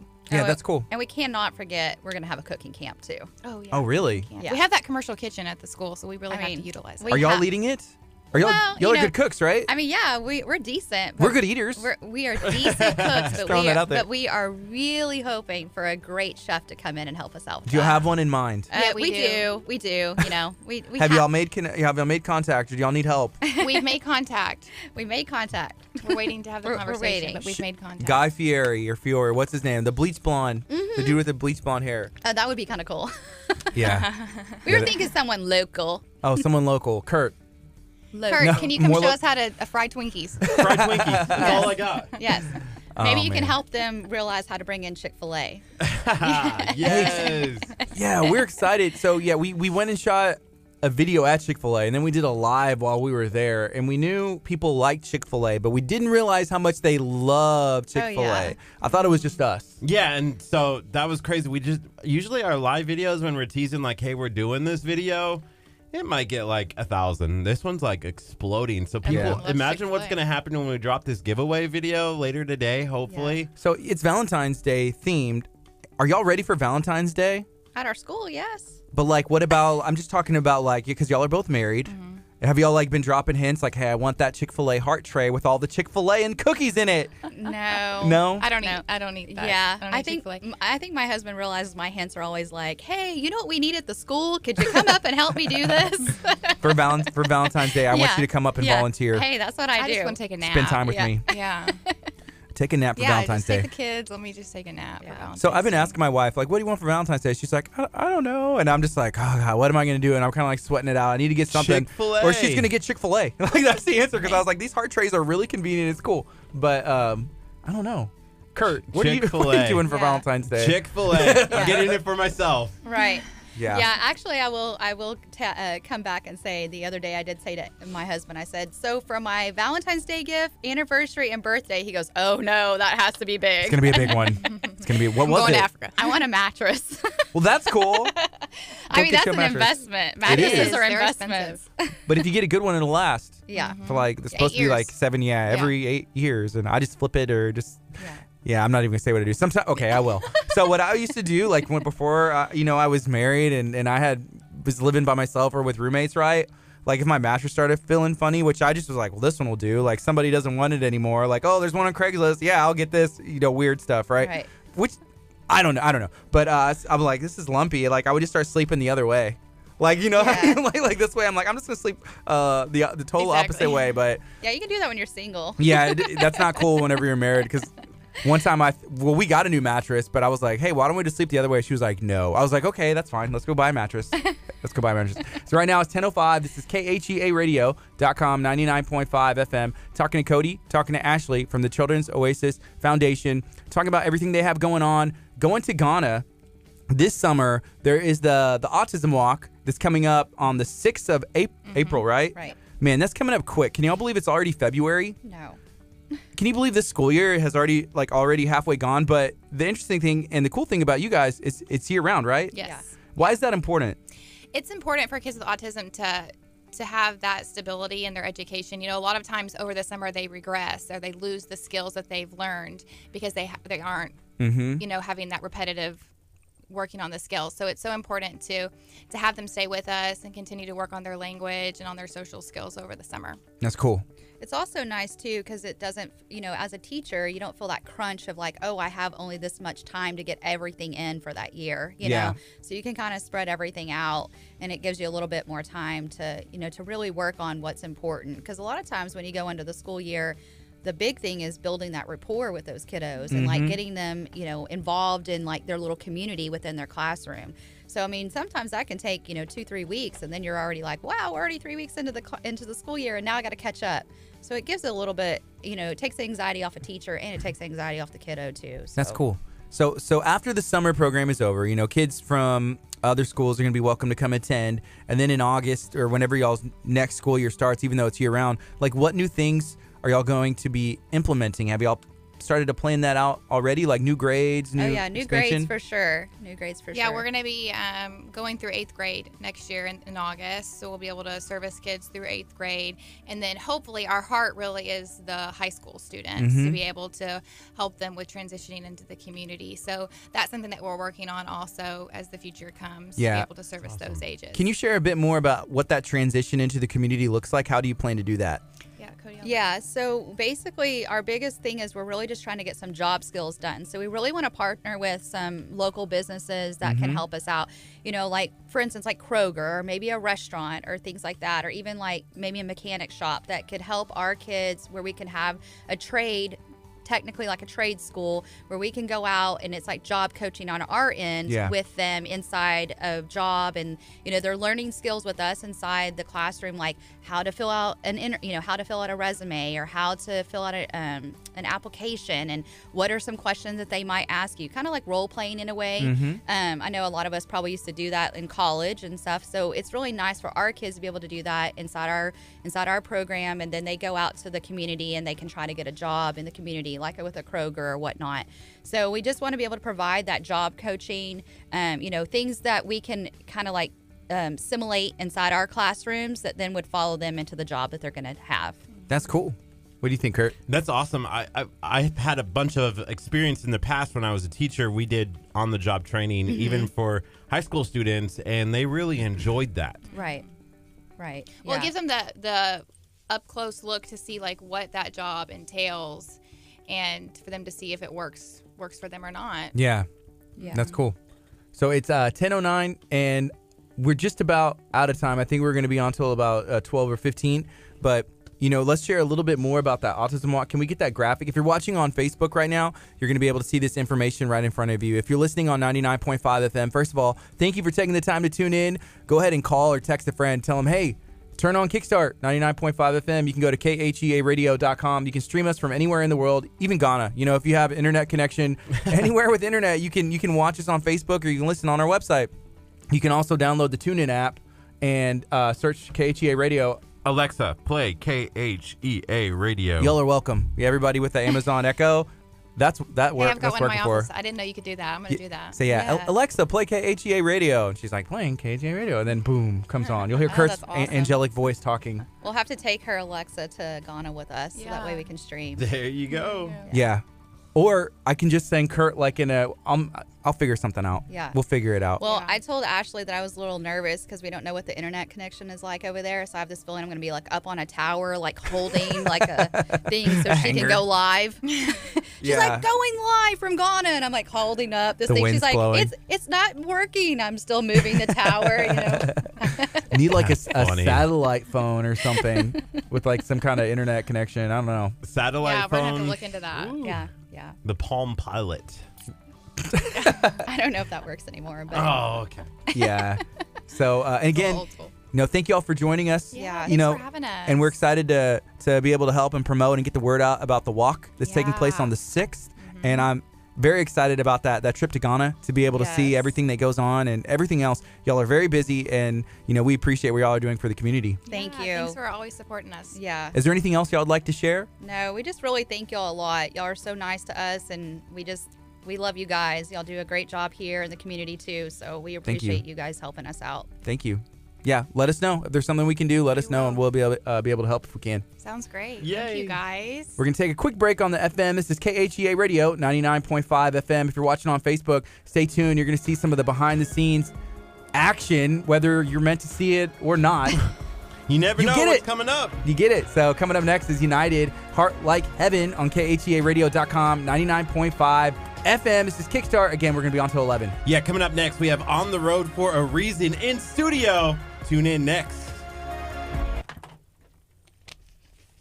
Thank you, guys. We brought you guys some flyers. Sweet. Woo. All right. Thank you. You're welcome. I'll be sure. Well, this time I made sure to turn my mic off. Last time I was talking, and I got a text from Miss Alicia that was like, "Hey, your mic's on." I'm like, "Yes, it is," because we're still getting used to this equipment and the lights. Have you noticed this? This is what I've gone to today, looking at the lights to see if they're on, because the green color doesn't light up as well.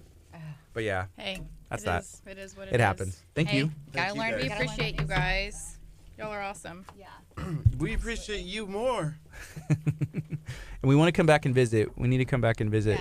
Yeah. Well, we have a lot of cool things coming up. So of ways that our kids are going to be involved in things at the school promoting the walk. So we'll keep you guys updated. Yeah, we're okay. Please do. If y'all come, we might serve y'all some tacos. We would like that. Yeah, we would like that. We have that kitchen now, so we're going to use it as guys. well. Awesome. Thank y'all. Thank you. Thank you so much. Thank you. Thank you so much. You guys have a great day. You too. See you guys later. Kurt had to make sure he got that camera shot of him eating that mango taco. Ooh, that's the only way to do it. All right.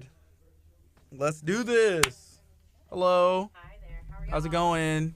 Good to see you. Hi, guys. How are you, Jennifer? Nice to meet you. Gardy. Hi. I think we met you last time. Last time, yes. You guys you both were in. I was like, you guys look familiar. Yes. So you guys do Dancing with the Stars and this. Yes, these are our 2 fundraisers. That's what's up. It's exciting.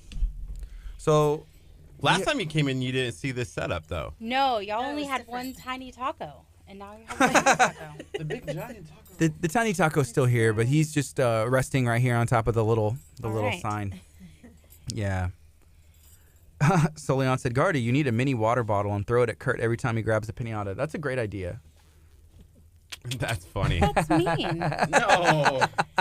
Wow. Are you sure? I think it's a good idea. I don't know. So Leon, she's full of great ideas. I'm excited. So I can't keep them touch coming. the Keep them taco. coming. No, you can if you want the water bottle thrown at you. Then all of a sudden it explodes all over. So I should get it now before everything. Is this tiny enough? So okay, we got a minute 30. Imagine that going. Yikes. We got Oh. that one's smaller. Where did that one come from? From the trash. Oh. Yeah. Wow. We got a minute 30 left, and we'll go on the FM as well. Right now, we are streaming live on Facebook, and we're excited to let everybody know. So, Dancing with the Stars, it was a success, right? It was huge success, like beyond our wildest imagination. Mm-hmm. Jennifer. Scoot on up. You don't want to talk in. The camera is ready for you, and you're in the shot either way, so you might as well embrace it. Yes, you might as well embrace it, Jen. Yes. I'm pushing her far out of her comfort zone. Woo. It's awesome. going to be fun. You're going to look back, and this is going to be the moment that you're going to say, you know what? Things have changed because now I'm on the radio. When I first came almost 9 years ago, she wouldn't even speak up in a meeting. Yeah. And so we're much further than that. We just threw her straight out of her comfort zone today, though. All right. Well, we can hear you from here. So, Jennifer, how are you doing today? I'm doing good. I'm glad you're here. Thanks. Okay, we got 25 seconds. We're going to get this going on the FM, and it's going to be exciting. It's going to be good. We're excited. We had Manishan the other day. Oh, I love one of he is the star, of Dancing with the Stars in my opinion. But he was one of our favorite people in the community. He does a lot. So we got 10 seconds, and we're about to go on. Good morning. You're listening to KHEA KHEA Radio 99.5 FM. This is Kickstart. I'm Gardy. And I'm Curt. And it is a beautiful Tuesday. We had Dr. Chapa in studio. He's based out of Leak City, does a lot of cool stuff. And then we just had the Children's Oasis Foundation in studio. They're a school that focuses on children with the autism spectrum and their families. So it's not just the kids. They also work with the families and brothers and sisters. It's really cool. Yeah, I'm super excited about everything that's happening at the Children's Oasis Foundation, and I can't wait to possibly walk and die. What do you mean possibly? Man, it's a 5K. It's 5,000 meters?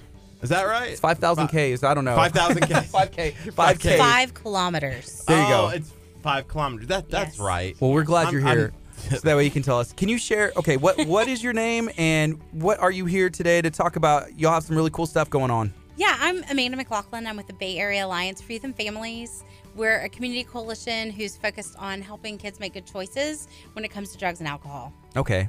Yeah. And we were talking about how you were in before. Yes. Talking about an event as well. Dancing with the Stars. So we had our first ever event in September. It was a huge success, and we're gearing up for our next one. So that'll be on September the 7th.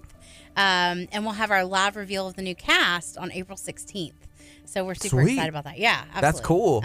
Can we get any sneak peeks or not yet? No, we can't. That would be just, I'd be in big trouble. But it's going to be super fun. Wait, are we on Dancing with the Stars? Have you offered us? First. Luckily, her Say it again, Crystal. I turned your mic on. You have to be a star first. Wait, is that important?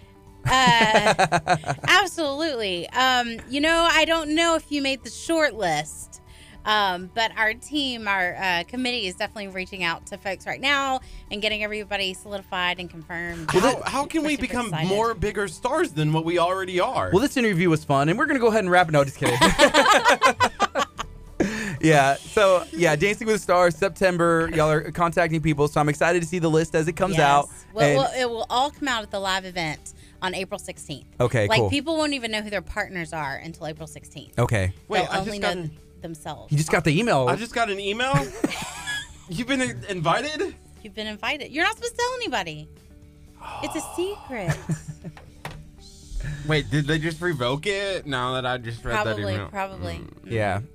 We're tough like that. So you'll have another event coming up. And can you kind of share, I guess, what the name is and what is this? What is this for? It's called On the Road for a Reason. So we do 2 fundraisers a year. We do this. This is our 9th annual run. It's the only run that goes over the NASA bypass. And it is on March the 2nd. It's super fun. We kick off the run from Clearview High School. You run over the bypass and back down.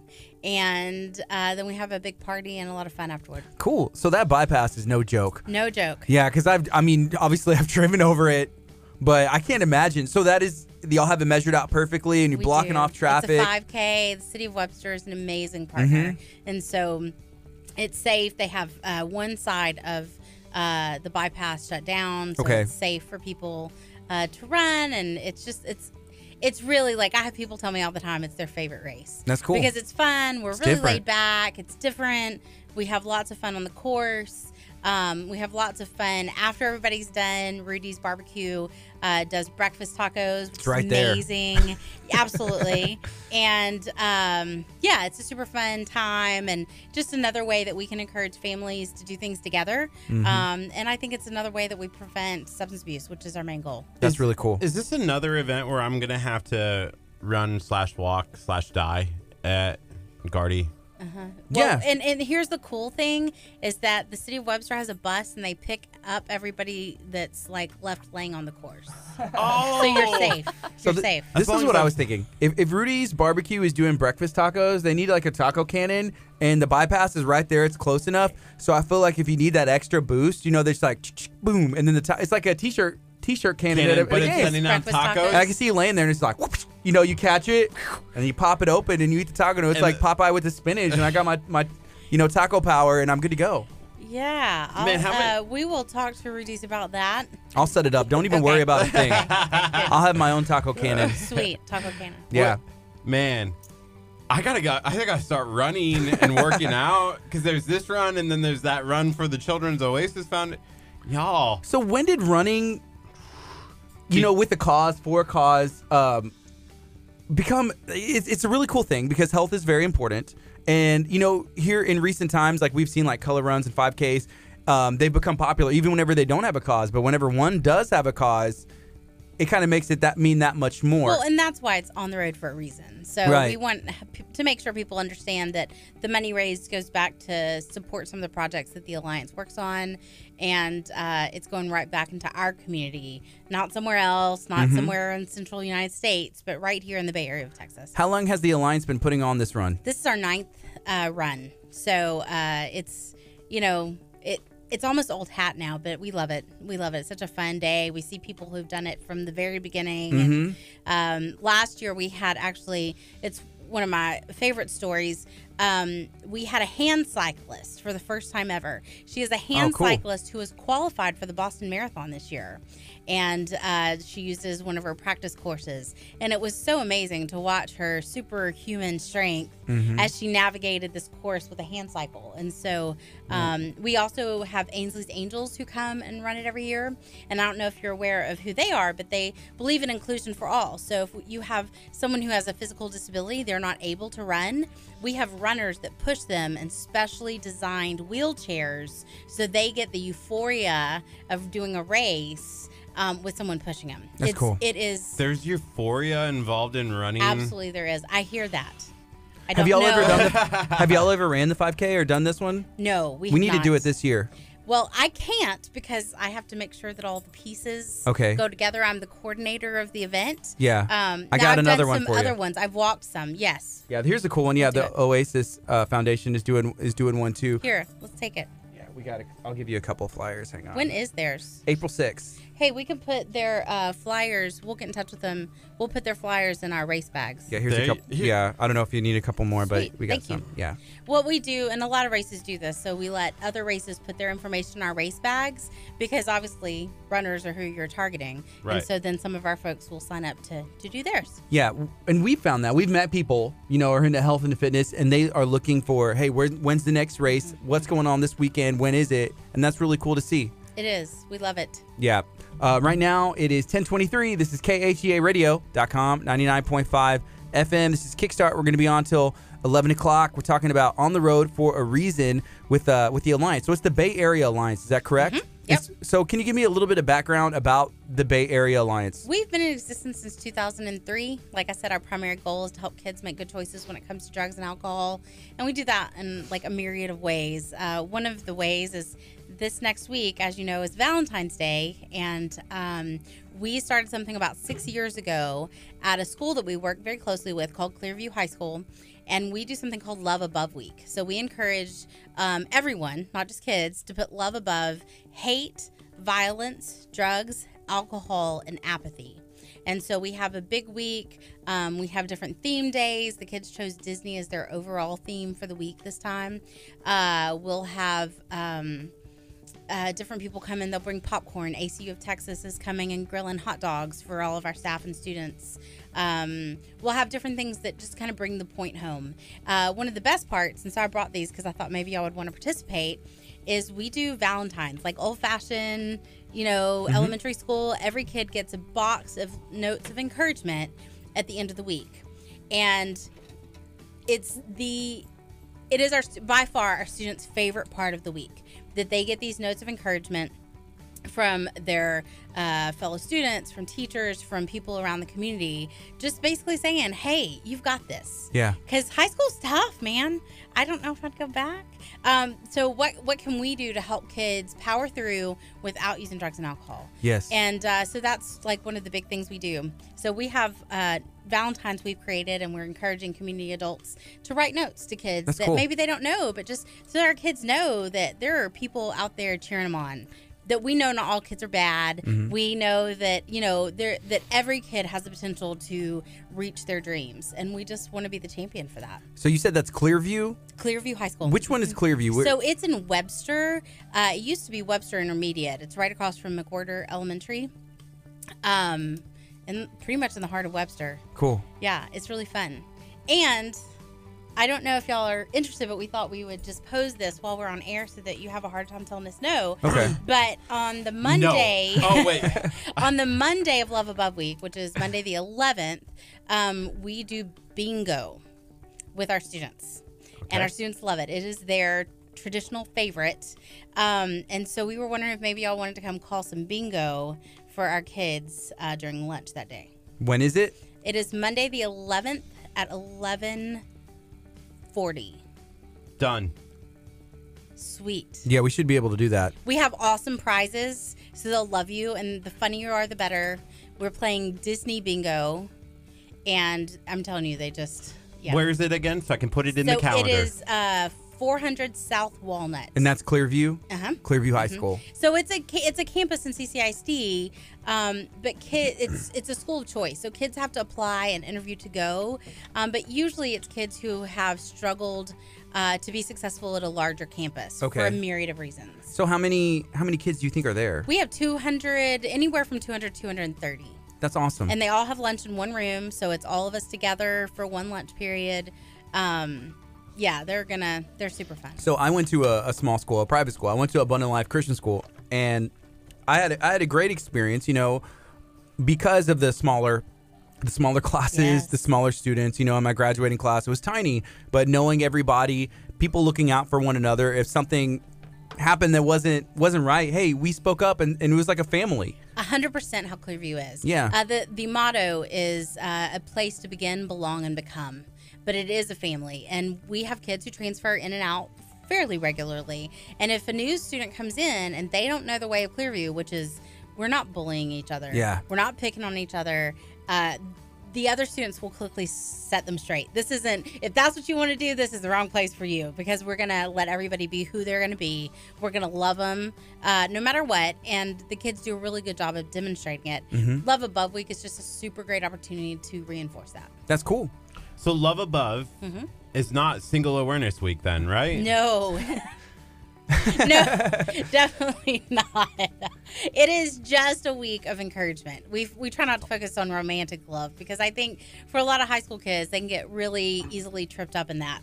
But the understanding that love is so much greater, we love it. Yeah. No pun intended. So it's Heart Month that we have seen, and there's a lot of love and focus on different stuff. We've also found out, there's like Kindness Week and some other stuff, and Kurt's making a heart for the camera over here. But I love this, that y'all are doing that and focusing on love above. It's something else, just being kind and just spreading positivity. That's what we try and do here in a fun way, and bringing in people like you guys. Yeah. So. Right now, it's 10:28. This is KHEA Radio, 99.5 FM. We're talking about On the Run for a reason. It's a 5K. It's taking place over the NASA bypass, which I can't even imagine. If y'all have done it for 9 years, I'm sure like the weather's been, good and bad for some of those, and it goes on, right? Mm-hmm. It does. We've never had weather that was so bad that we had to cancel. Yeah. And it's early. Usually it takes everybody's off the course within an hour and a half. Super great. Yeah. Yeah. That's cool. I was just thinking, like, what kind of shoes would you need to wear if you're running over the NASA bypass, and if it starts to get a little slippery? Not brand new shoes. Yeah. Yeah. Okay.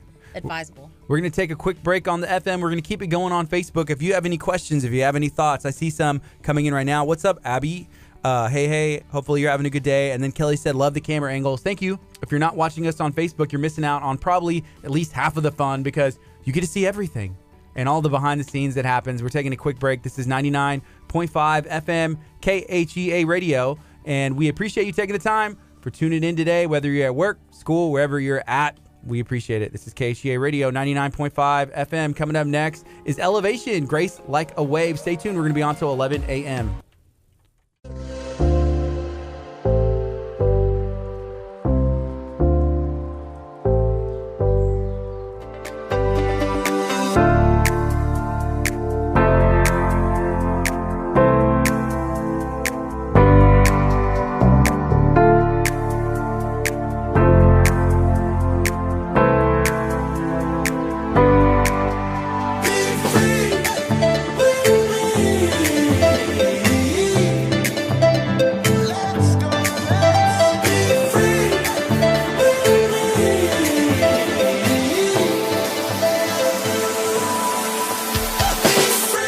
free is to let go, to live free, and to love big.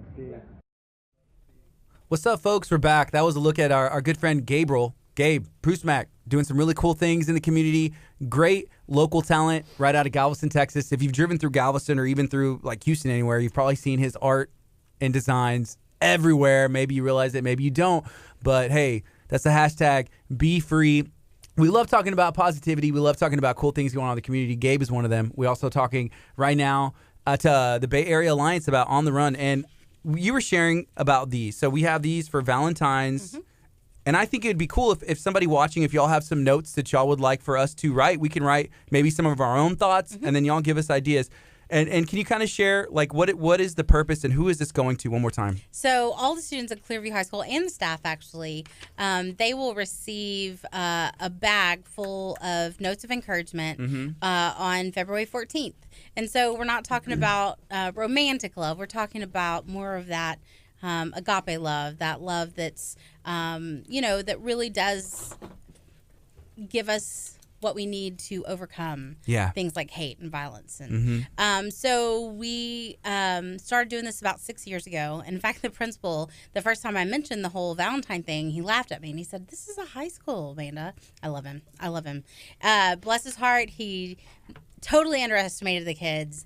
And it is absolutely, like, I have kids who graduated 6 years ago who still come and tell me they still have their love above notes.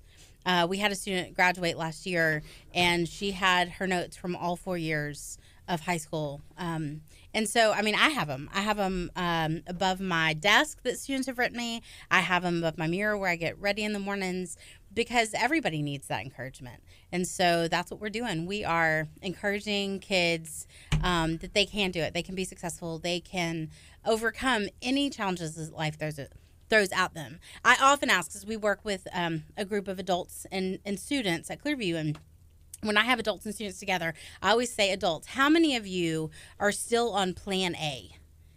And not one adult raises their hands, right? And so it's a good reminder for students that, plan A, plan B, plan C. Plan Z. It may I'm on plan Z. not work. I think I'm on plan, at least double, T.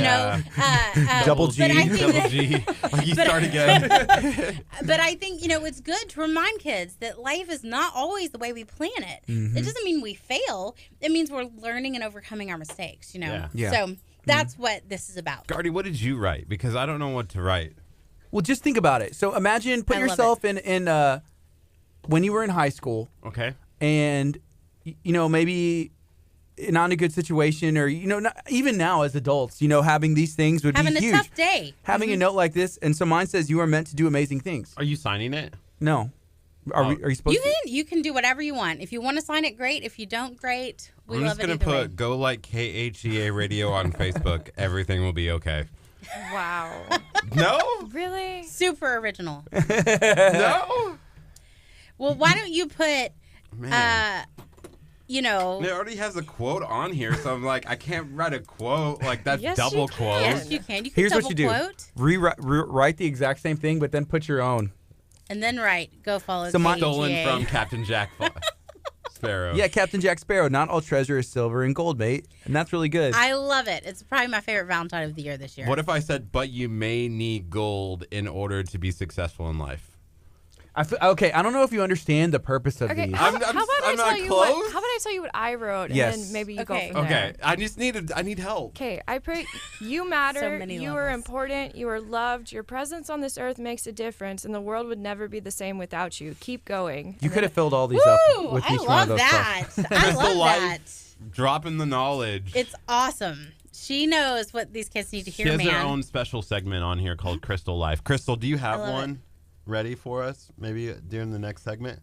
I mean, when I was in high school, I struggled with depression and loneliness, and I was bullied. And so I needed somebody to come along and say, you have value, you're worthwhile, and the God of the universe loves you more than you can imagine. So that's what I would want to say to my high school self. Do you need another one of these? We have plenty. So you can write that down. And can you write mine now for me? You have until Monday to write them, and you can bring them with you when you come call bingo.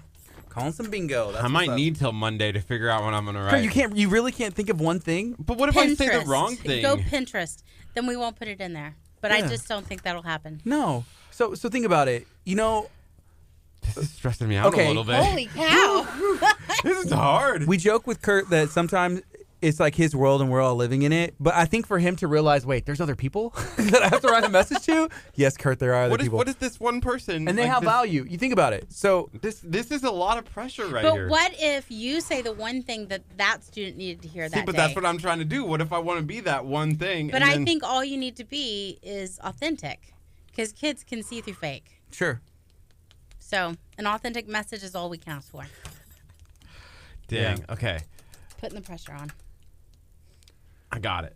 There you go. I'm scared. I don't even want to know. Hey, if you're just joining us on Facebook. No, I don't have it anymore. What we're doing right now is we're writing some notes. So during the week of Valentine's, it's a Love Above week. Barry Alliance works with Clearview High School, and they deliver notes to the kids. And sometimes being a kid isn't the easiest place. It's not the easiest age.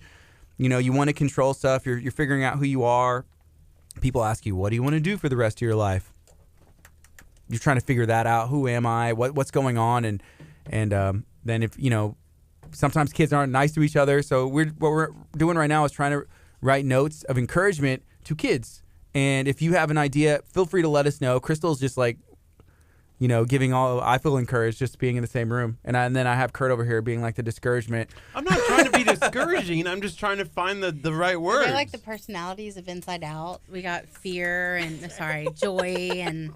Yes, that's correct. We're doing a whole day of Inside Out at Clearview during Love Above Week, by the way. So that's we're going cool. to explore emotions and feelings, and it'll be super fun.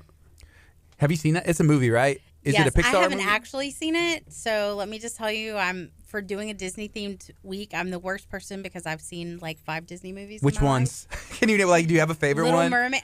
Toy Story? I don't have a favorite. I've seen them. You don't have a favorite? They came out when I was in high school. So I've seen Aladdin, Little Mermaid. Snow White came out like in the 20s. Yeah. You never saw Snow White? It's been out for... I'm sure I've seen pieces of it in the course Pinocchio. of my life. Oh, no. I remember hating Sleeping Beauty. Okay. Like, there was something about the 3 fairies or something that just made me go, this is weird. So they teased me all the time. I had kids. I was a foster parent, and I had kids, and they watched Disney movies, but I was probably doing laundry or something. Yeah. You know? I own Inside Out, but I've never seen it. Yikes. I can't believe I just Do the kids see admitted through that? Do the kids see through that when they they're like, know. I see these quotes They and she didn't even watch absolutely the movie. 100% know me. We did Star Wars a couple of years ago, and that was even worse because I'd never seen any of those either. So. Which I think, does Disney, I Yes. think they own Star Wars now. That's cool. They do. It all counts. Let the force be with you, or like, look, I am your father. I mean, come on, Curt. I got one. He's Googling over here. Rex says, I think I'm just coming off as annoying. Anyways. Okay. That's from Toy Story. It was the number 1 quote. I'm not using that one. What? It doesn't have to be a quote. It can just be something like Curt, from your Isn't heart. there one I'm like looking for something about a friend like me? Reach Oh, for you've the got sky. a friend in me. You got a friend Reach in for the me. sky. Curt, Reach for the when sky. There you go. When you were in high school, what did you wish somebody would tell you? Nothing. Okay, when you went through a hard time, like I'm not gonna bring your stuff up, but like you know Let's what I'm do talking this. about. Bring it up. When you were going through really difficult situations, what did you need to hear? I got this. I got this. Like even like you are enough. You know, like you're You are enough. Yeah, Ooh, that's a good one. I like that. I got this. I'm just concerned. I'm good. We're going to trust you.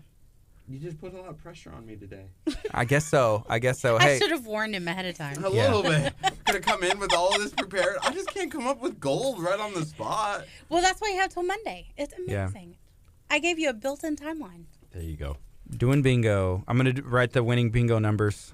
You got this one. I'm gonna pick these, even if it's not what I'm drawing out. Oh, you could be like, if you pick. Except for it's Disney bingo. Wait, so what's the difference with Disney bingo versus You regular actually bingo? have characters for the squares. Yeah. Like Winnie the Pooh. Avril. What if I pick the bingo and I don't know what Woody. it is?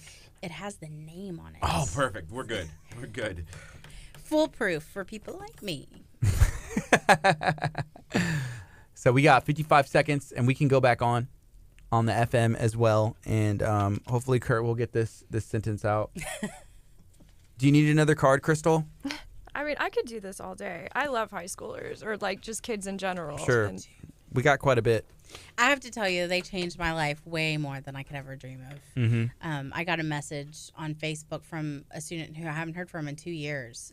Not last week and the weekend before. And it was just this, I couldn't find you because I couldn't remember your last name. And I'm so glad I found you. And I have to tell you these things that you did. And it wasn't me, but it was us in general. And, you know, it's just, gosh. But the things I learned from her, she gave a speech at graduation. And I just sat in the audience bawling my eyes out about, you know, her life. And you just never know what impact you can make by giving an ear or just showing kids you care.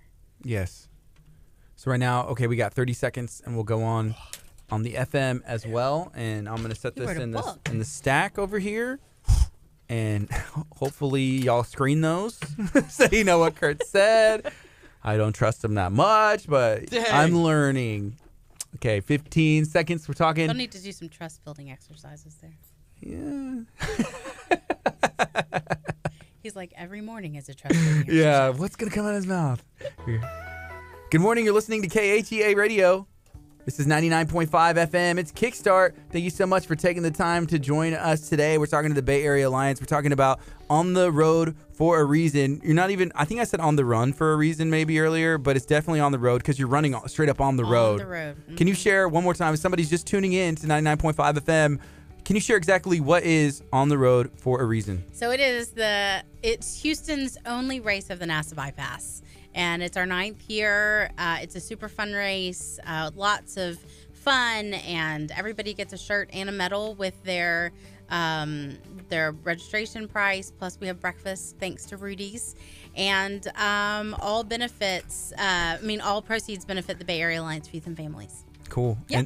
And the other event y'all do is the Dancing with the Stars Dancing Bay with Area. the Stars Bay Area. That KHEA is going to be in next Curt, year. you know what? You keep saying that. I would 100 if that, and it's not. I'm saying that I would never. I don't think I would ever do that. You don't think you'd ever dance with the stars? Why? Because I can't dance, and I know it. See, that's the whole point. You I agree learn with how him. to dance. We have these two amazing choreographers who can teach anybody. Like my friend Doug danced last year, and he doesn't even have 2 left feet. I'll be honest. And they made him look like $1 million, but it was a long road. No offense. Well, you know what? Shout out to Doug. I'm sure he did amazing. He really did. Yeah. But it was all because of our choreographers who taught him how to dance, for sure. That's cool. Yeah, I don't like. See, Curt is okay. He likes being put in situations where it's like, I'm gonna fall down. You know, like I'm gonna wear a hot dog. I'm gonna do this. But me, I'm just like, no, I'm just gonna look normal. I think. You know, but yeah. But how is that? What is your definition of normal? Being able to dance. I'm not gonna dance like in front of a room full of people.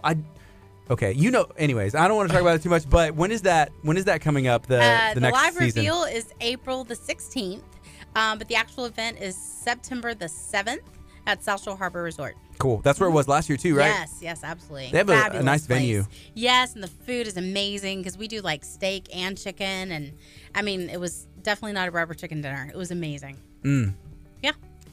When you said rubber chicken, it still made me kind of hungry. Dang, that's so funny. I'd eat rubber chicken. So it's 10:44 right now. This is KHEA Radio, 99.5 FM. Can you share when is the 5K? It is actually on Saturday, March the 2nd. Okay, and are you able to register and sign up right now? Oh, yeah, absolutely. So you can go to tinyurl.com/OTRFAR 2019. Okay. Or our actual website for the whole event is ontheroadforareason.net. And you can find it from there? You can find it from there. And so early registration ends February 13th. The price goes up then.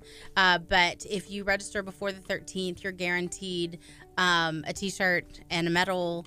And it's just a super fun event. And it's only $25 if you register now. Yeah, so, that's a really good deal. Yeah, it is. Absolutely. Cool. So if anybody is looking to find out more information, they need to go to ontheroadforareason.net. From there, you'll be able to navigate to tickets and information. Sponsorships. So we have all sorts of opportunities to participate too. That's cool. So like if somebody wanted to sponsor, they talk to you guys? Yes. If they wanted to put information in the bags, they can talk to us about that. We also have vendor opportunities for the post-run event. So. Cool. In the past, like how many people are y'all estimating? Like what's come out in the past? 350. So it's a lot. It's a small, there are races that have huge amounts of people, but ours is still a super friendly. There's not a parking issue because we have it at Clearview, so there's plenty of parking between there and McWhirter. You do some races downtown and you have to park miles away from the start, and we don't have that. There's no way I could park a mile away from the event and have to run another 5K. Yeah, an extra mile. I'm like, I walked here, give me my medal, and I'm walking back to my car. And we would do that. We would. I think we would. He's like, I just came for the Rudy's. I did. I'm like, I'm just here for the Rudy's tacos. The taco cannon. And they're like, no, you have to run to get the taco. And you're like, I get it. Well, it's awesome. I mean, even Kelsey Siebold sponsors our Finish Line hydration station, and they have bananas and oranges and water. That's cool. Yeah, it's super fun. And it's like I said, after 9 years, it's sort of, we have the same folks who we see year after year, families. We see kids grow up. They were tiny ones who were, killing it out there, and then they're still killing it when they're in high school.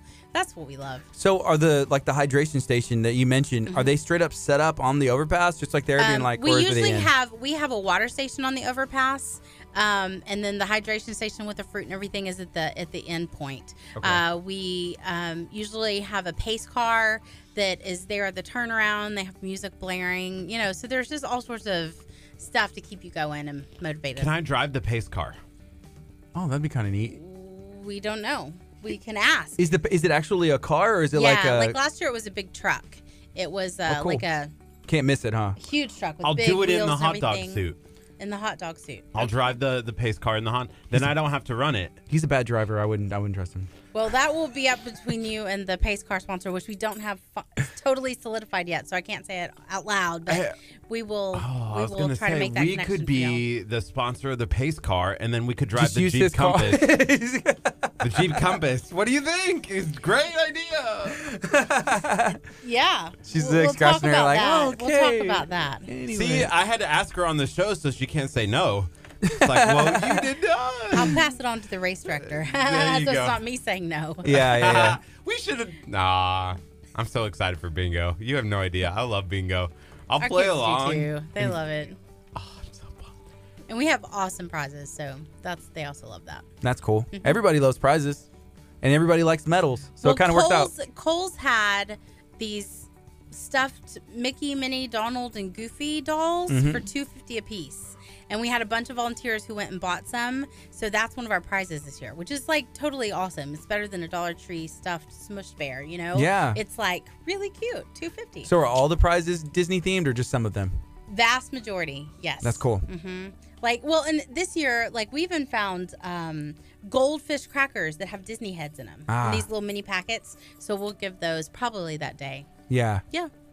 It's super fun. That's cool. So we're going to take a quick break. It's 10:48, and then we're going to play a song, and we'll come back and kind of sew everything up. Just let everybody know how they can find out about you guys, the Bay Area Alliance, and participate in this race event, and then be on the lookout for the Dancing with the Stars. Yes. This is KHEA Radio, 99.5 FM. It's Kickstart. Coming up next is Todd Smith. There's a light. Stay tuned. This is KHEA Radio, 99.5 FM. I'm Boom. excited. I know it's not like Enrique, what's up? Good morning, sir. I know it's not Disney True related, but I just got an email with all of the information that we need to do our giveaway that we're super excited about. It's not Disney related, but it's kind of. Disney has one of these. That's cool. A world? A land? They do have those. Disney They World, have those. Disneyland. We're not giving that away. Disney movies, Disney character. I don't know. But this is going to be in later April or so. We're going to drop a video that's going to run for a little bit, and it's going to be this massive giveaway that we're super excited about. That's awesome. Yes. Kind of Disney related, but not Disney. Yep. Okay. So everybody stay tuned. Thank y'all for joining us today, and we're excited about everything that's going on. There's so much happening this year. It's already February, and I'm excited to just keep this year going. It's already been an interesting year, I will say. It's weirder. You can have, and ups and downs. Even a month, how much did we go through? And there's the ups and downs, and already the year just started. But I believe that it's going to be hopefully just. Can we read mine? Mine. I just want to make sure. Mine's pretty good. I'll let her scope it out. Maybe she should read it first, scan it, and then be like, okay. Oh, I like it. Reach for the sky. Dreams are meant to be achieved. Set them and then accomplish them. That's good. Yes. Way to stole go. it. Noah. We had faith in you. We knew it See? all the time. See, powerful. We get it, Curt. You got your pat on the back. Are you happy? People were concerned for a while. We'll be like Mickey, you know. Woo! Hot dog, hot diggity dog. Yeah. Have you seen our Hot Dog Chronicles? That's the song that we use. Is Hot dog, hot dog, Okay, hot so diggity dog. we said that in this thing that I sent out to our supporters, and I had somebody call me, and she was like, "I don't understand. What does that mean?" And I was like, "That's Mickey's song." And she goes, Hot dog song. "Well, I don't have kids anymore." And I was like, I don't think it's new. Is it? I don't know, but Mickey Mouse Clubhouse has been on Yeah. for a bit, huh? It's been on for a long time. Yeah, but that's like a hot minute, right? Like, sure. Hmm. Like 10 years, maybe? Probably more or than that. more. Mm-hmm. I mean, Mickey's been around 90 years now. Yeah, That's what we know. as far as we know. Yeah. Yeah, he could have been around longer. He's sold him in the back pocket, Walt Disney. But you can go right now into Target or Walmart. Like, we've been all these places, and there is Disney everywhere. Yes. It's pretty cool. So, okay, we got 24 seconds. We're going to go on. Just remind everybody one more time and sew up everything, but it'll be good. So, 15. Here we go. Visit skydivegalveston.com. Thank you, Skydive Galveston, for partnering with 99.5 KHEA Radio. What's up? Good morning. This is KHEA Radio. Shout out to Skydive Galveston. Curt went skydiving before. Jumped out of an airplane. Do it again. It's the only place that you can land on a beach every single time. Skydive Galveston. Check them out. Yeah, it's 10:52 right now. We're talking to Bay Area Alliance and everything about everything they have going on. There's a 5K run. Can you remind us one more time? When is it? How can somebody find out more information and participate? It is Saturday, March the 2nd. We kick off from Clearview High School and go up and over the NASA bypass. And you can find out more information at ontheroadforareason.net. Awesome. And then I guess on Monday there's bingo. Yes, y'all are going to come be our celebrity bingo callers at Clearview High School during Love Above Week. That's sweet. And so Love Above Week, it goes that whole week, the week of Valentine's. Well, it's actually Monday through Thursday because Friday is a student holiday. So we have a shortened week, but it'll be extra fun. We'll pack it all in. That's cool. Mm-hmm. Is there anything else that you want to share while you're here about anything at all? No, I mean, I want to at some point explore a conversation with y'all more about the juuling and vaping. It's something that we're just seeing as being a huge trend among our young people, and we feel like parents should be equally, if not more, educated about it than their kids are. So we are working to spread the word, working with all of our local cities and school districts. So. Wow. So if you don't know, do you know what juuling and vaping is, right? Yeah, it's e-cigarettes. It's e-cigarettes. It's what they're deeming as a healthier than a cigarette, but there's a lot more complications than I can share all of the details. I have done extensive research. Popcorn, lungs, and stuff like that you can have. And you know what the crazy part is? It comes down to marketing because Juul, which is the #1 maker of e-cigarettes, is now worth $15 to $16 billion. Mm-hmm. And they're all marketing to kids. And there's no regulation like there is on like cigarettes. Right. They don't come with a warning that says, hey, this can be dangerous. And so they're making tons and tons of money. And it's not thinking about the health of our kids. Well, the interesting thing is we don't know the long-term effects of any of this stuff because it hasn't been out for a long time. Well, and it was originally designed to help adults quit smoking, and I think that's what it should be used for. Right. But helping young people start a new habit that's addictive, that's where we have the issue. Yeah. Okay, right now it's 10:54. Again, thank y'all so much for joining us today, and we look forward to Monday, and we look forward to the 5K run and everything else. So let us know whenever y'all have other things going on for sure. Thank y'all. Y'all are awesome. This has been KHEA Radio 99.5 FM. It's Kickstart. Hey, we'll see you tomorrow, 8:30 in the morning, bright and early. Y'all have an awesome day. Coming up next is Matt Redman, For Your Glory, right here on 99.5. You can stream us from anywhere, KHEARadio.com. You can mention to Alexa, hey, play some KHEA Radio, and they'll do it. Alexa, play KHEA Radio. All right, guys. Thanks, Facebook. We'll see you guys. Y'all be blessed. Hey, do you